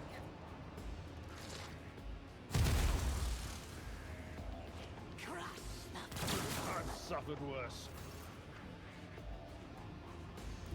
God Emperor, move through me. Be the fire in my heart.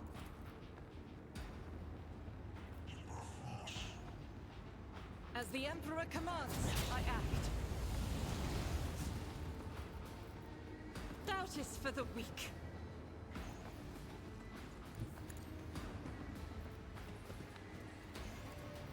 As the Emperor eradicated. Okay. 6 stacks on fire. Not bad.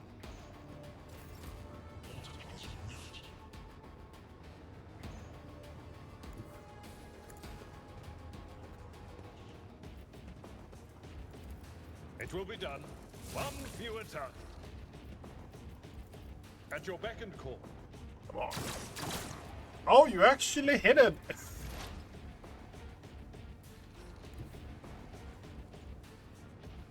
Advancing.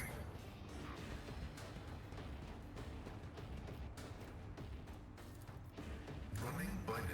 Desire condemns you.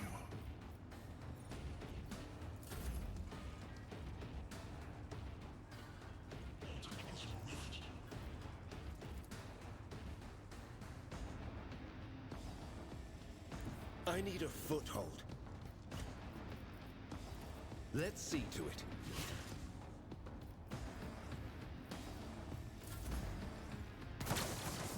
My ears are ringing. It's a prayer.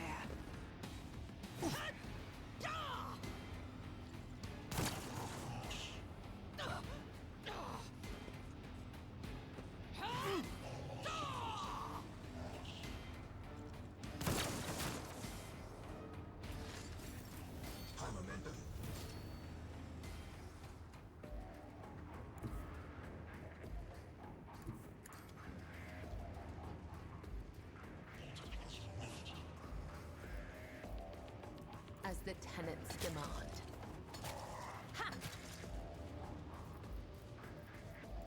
Trust me.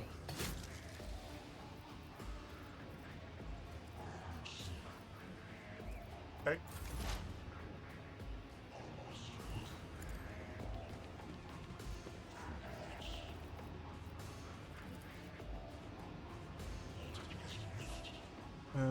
Movement point action.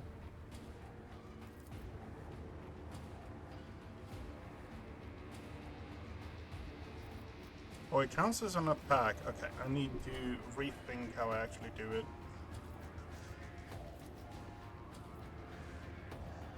What?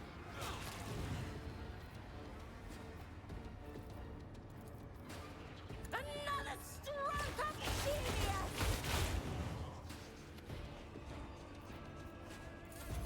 A feeling of terror grips your heart.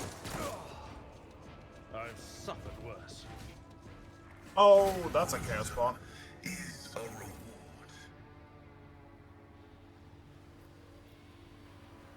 I will bathe this battlefield in righteous fury.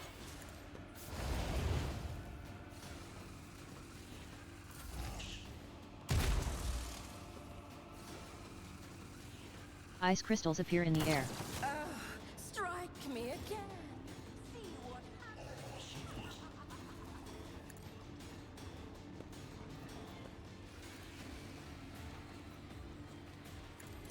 Reduced to dust. Reading damage to bulk. The scriptural prognosis is favorable. Running binary override. Okay. Until next turn, their allies' turn. Also, remove exploits, deal 5+ Request damage. approved.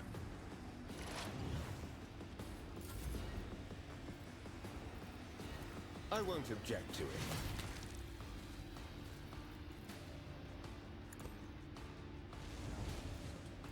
Henrik's is probably the most.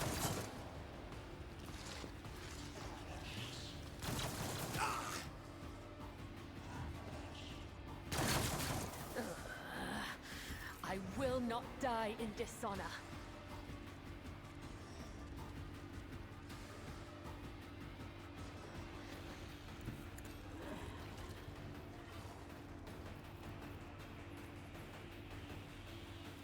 As honor ordains.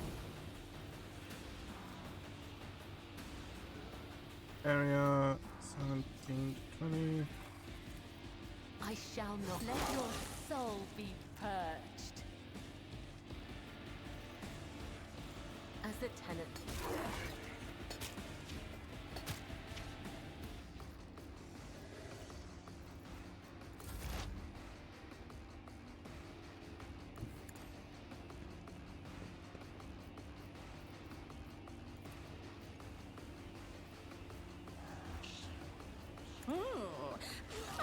Another one is shattered. Damage is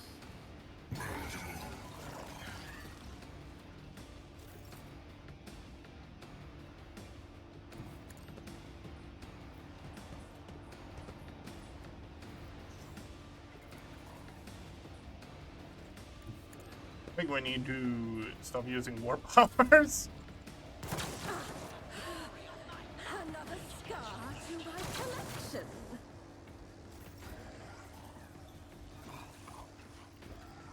It will be done.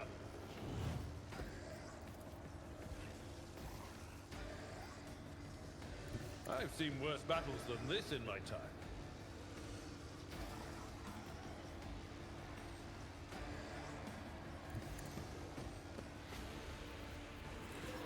Victory is imminent.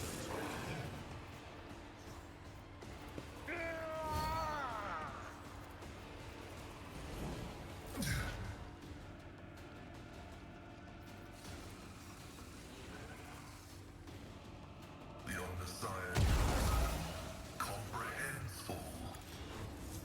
Full health again. Great.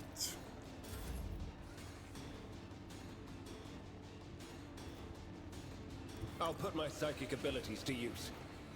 4 turns.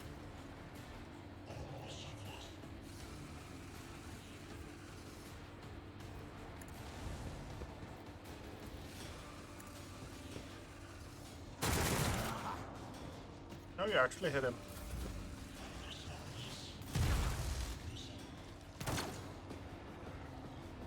Insects begin crawling under your skin. If this is my death, may my blood be a worthy sacrifice. Though I gave thee my blood and my pain, thou hast ordained that I shall live.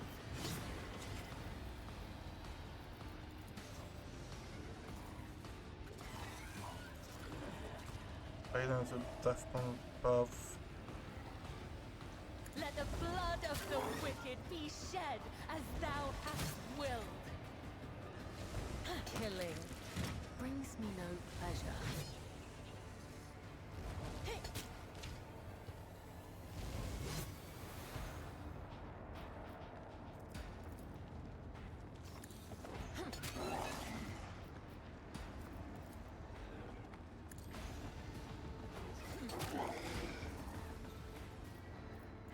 As honor ordains. The shadows will see it done. Yeah, this is not OP at all. Pascal might get hit though.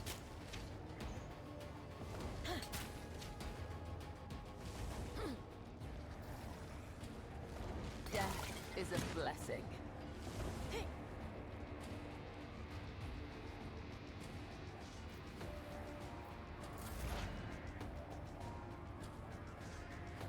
The storm approaches.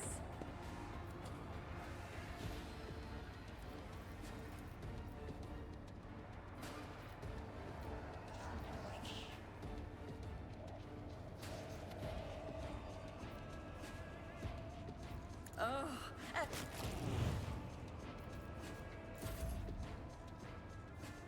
Guided by faith.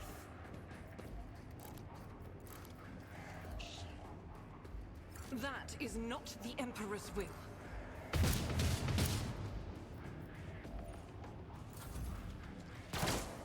3 turns. My place is at the fore. I'd rather not. I'm not interested. You can't. Oh, you can't go by that way. Okay. Activating calculated fury algorithm.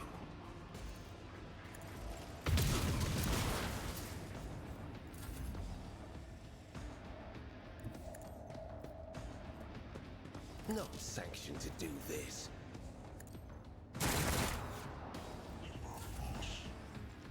Suffering is part of the trial.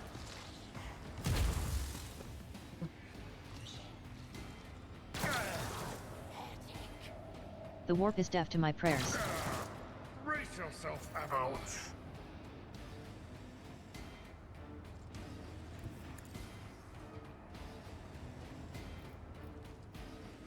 Trust me.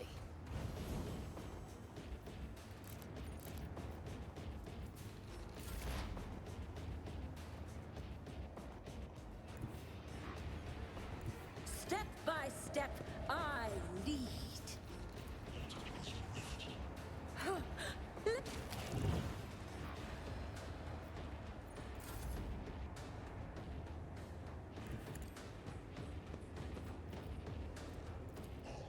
faith without deeds eradicated.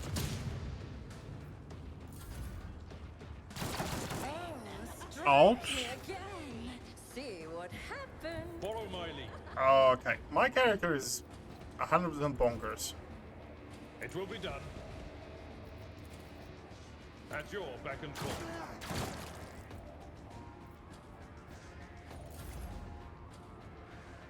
As the tactical imperative dictates.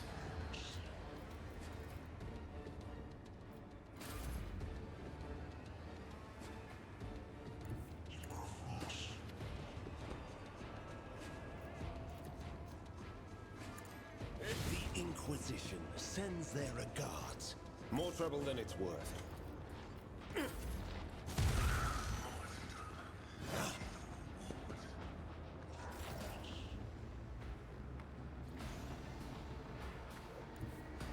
I will leave footprints of scarlet.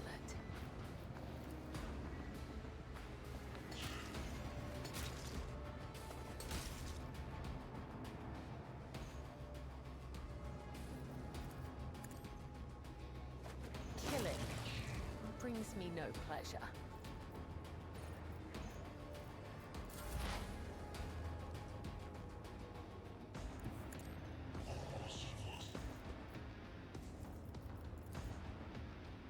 Schemes within.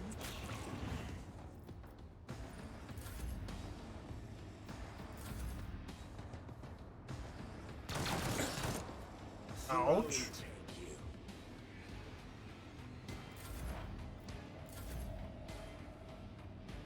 The Emperor is on our side. For the throne. Enough. Now an aged, rattling voice speaks to you from behind the blood-stained mask. You are powerless to halt the approach of what is to come. I see a crimson trail leading humanity to its doom. I see the glow of the final dawn, and that means existence has made its choice. A dagger flashes in Aurora's hand. She drives it into the control panel with all her strength. Now you will see it too.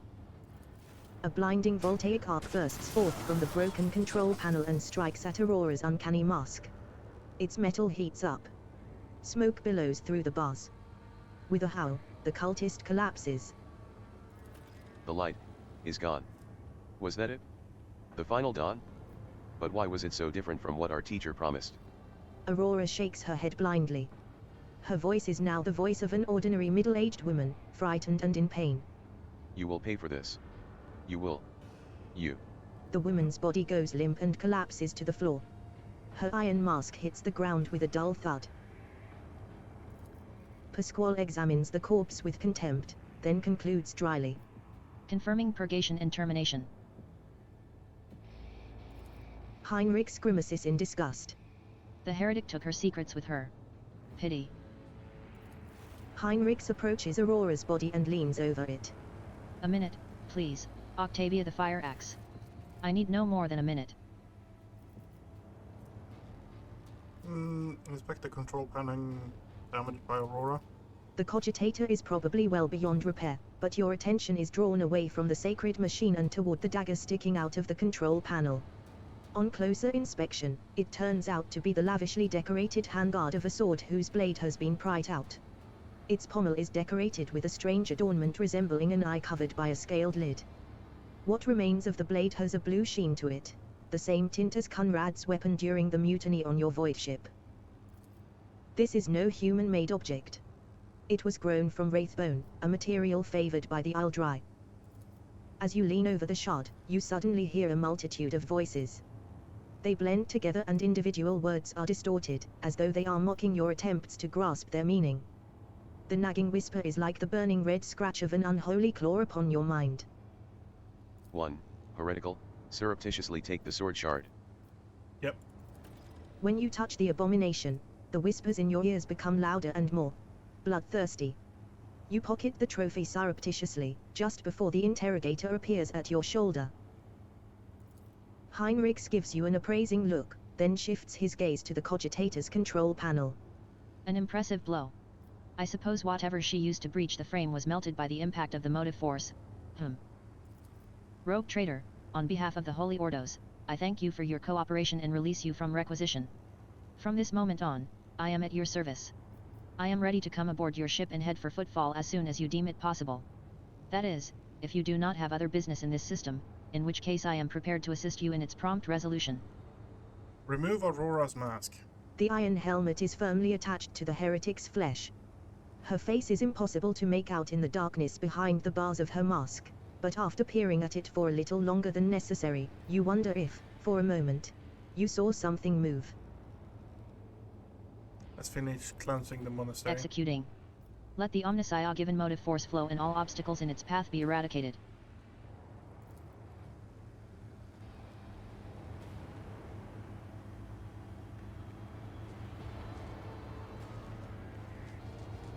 That fight was... Okay, so the new Blade Dancer, really good. There will be no peace. There is no question about that. And I mean, really good.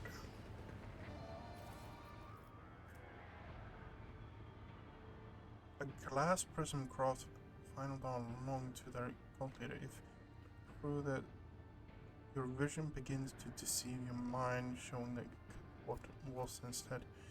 All attacks of opportunity deal an additional agility damage. From my memory, I actually used that on my last playthrough. Like, throughout the whole playthrough, pretty much. See. Oh yes, they all will see.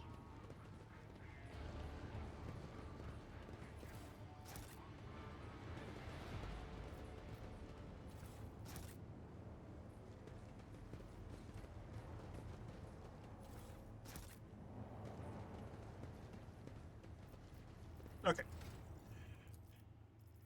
So, fresh target, sacred rituals. I want. Where do we have a grenadier? First grenade used in combat does not spend AP, does not count towards the attack limit per turn. Medicate. Because I have an idea of what I want to do. Sworn enemies, breakthrough. Forceful strike is good. While on the front, do not falter. Perfect timing. All allies affected by bracement impact. Plus cover. Allows the Navy officer to use any ranged attack in threatened area. Knocks enemies prone and pushes.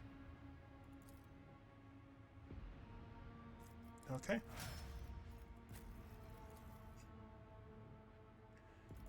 Rapid fire. Don't mind if I do. We're picking up. And for you... We actually have a melter weapon now, don't we? Plasma weapon expert. Maximum damage.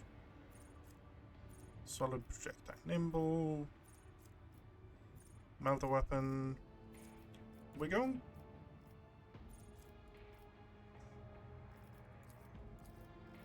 Logic. Enrix. I don't know what the fuck to do with you, honestly. Amaramper. Enfeeble. Until the end of combat, all targets within the area -5 penalty. And agility. Coming.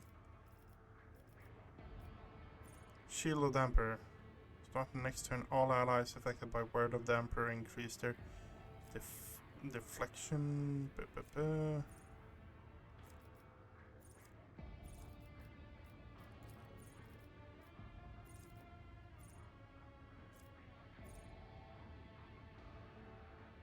Psyche Terminatus. Okay, yeah.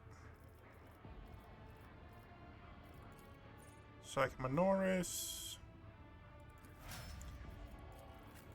And now for you. What are we going to do with you? Oath of Vengeance.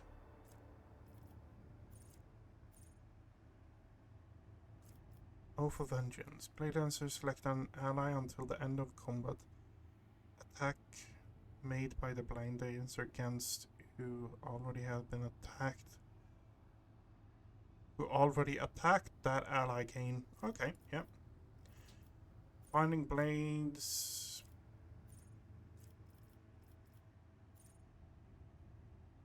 Every ally targeted by whom gains the same bonus to Blade Dancer. Okay.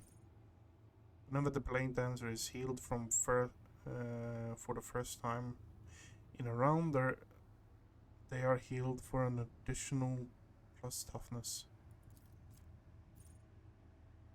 Can use desperate measures and heroic action at the same time.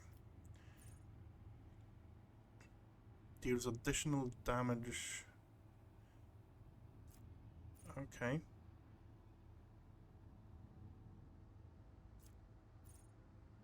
Oh, that's... As long as the Blade Dancer has 2 swords equipped, the Blade Dancer weapon skill is increased by agility bonus.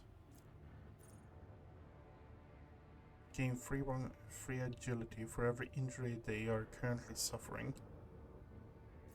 Okay. Blade Dancer uses an ability that costs wounds.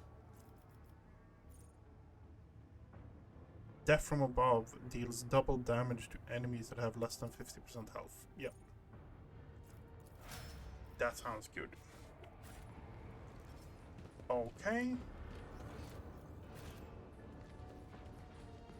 Curiosity sings in my We should veins. deal with this.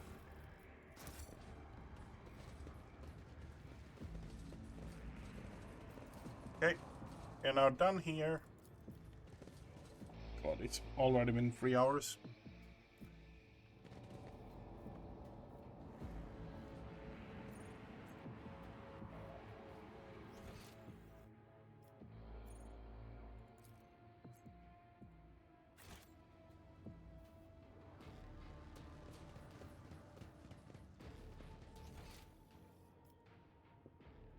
In this tapestry of a world.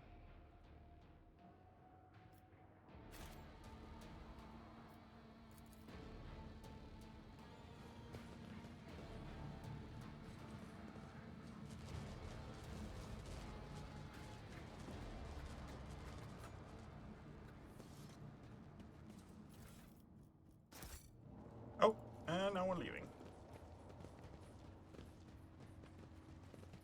Is there anything in here? Did I miss anything? Anything of interest?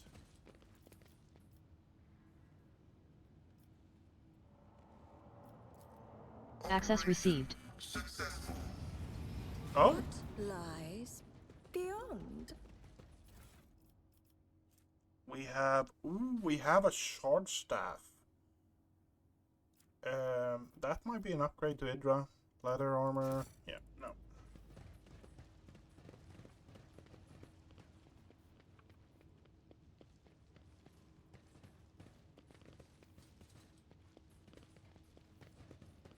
Anything here? No, not really.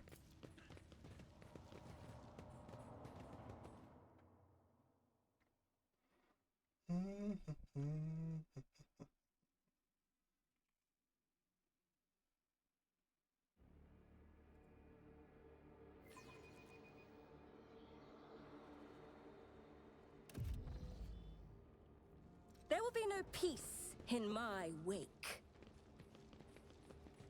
We'll cover the landing area, your ladyship. Glory to the Von Valancius dynasty. Judging by the dead people's equipment, they were the same wardens the governor sent to the monastery's aid.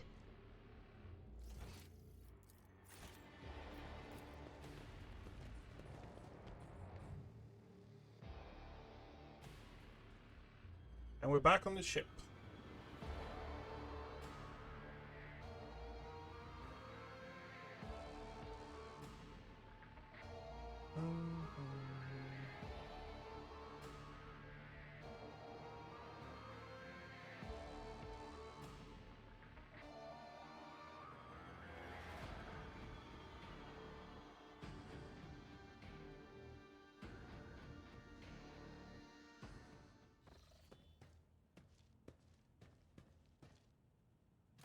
Rogue trader. I was somewhat brusque at our first meeting, and I would like to make up for it by expressing my thanks for your assistance in the electrodynamic cenobium. Your arrival could not have come at a better time. Unfortunately, my personal investigation has hit a dead end. I think I will have to call upon outside resources to continue the search. That's a shame. My missions do not always end in success. Unfortunately. There is one more thing. The Lord Inquisitor gave me this item some time ago. He must have thought it likely that I would find myself aboard this vessel sooner than he. I was instructed to deliver this device to Lady Theodora. However, given recent events, I believe I ought to present it to you. No, we're not This saying. is an elucidator, a sacred machine capable of translating the languages of remote and lost worlds into Low Gothic. It can even process Xenos languages to a certain degree. Not without infelicities, but possibly well. Thank you. The Inquisition generously is greatly appreciated. May the elucidator serve House von Valancius as faithfully as it has served the acolytes of the Holy Ordos up to now. Heinrichs cuts you a glance, one which, you suddenly realize, is charged with a strange, almost personal interest, before deferentially averting his gaze. Apologies in advance if I unknowingly violate the protocol for conversing with someone of your elevated status. I think a slip in composure is to be expected when one is hosted personally in the Lord Captain's study. What do you plan to do now? I would like to offer my assistance in resolving your immediate problems. I am aware that the ship suffered considerable losses during the recent mutiny and was damaged by the cultists' actions, and you have lost many valuable officers as well. You are in a difficult situation. I am at your disposal. What do you think will become of the electrodynamic cenobium? It all depends on the electro-priests who survived the attack. Fortunately for them, the cultists did not manage to seriously corrupt the holy site, partly thanks to the priesthood's efforts. Nevertheless, I would not be surprised if the local explorator fleet decides to audit and purge the damaged units once it hears about what has happened. I must return to my duties. Conversations with you is no less disconcerting to me. Yeah. After serving in the Holy Ordos all these years, I'm used to people being wary of me. You misunderstand me. I'm not unwary of this, but you personally.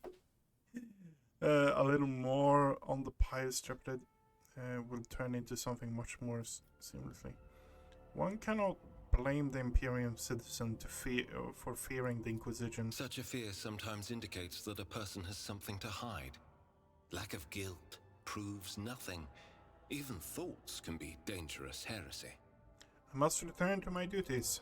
Heinrichs is about to say something else when he is interrupted by the sound of a Vox signal. Someone is trying to contact you. Thank you for your time. Please consider me at your complete disposal while I am aboard your vessel. Congratulations on the victory, your ladyship. The entire vessel was impatiently awaiting the news of your expedition's success. The rumors about you not simply saving the Tech Priest's monastery but actually eliminating the source of the mutiny are spreading like wildfire. The Vox transmissions from across the world speak of nothing else. Governor Medina is expecting you at his command center to discuss matters. We are ready to depart immediately, just give the order. No, we're not going to depart immediately. We are going to call it for today here. We've been streaming for 3 hours and 44 minutes. This game just eats up all the time I have, honestly. But we are going to save.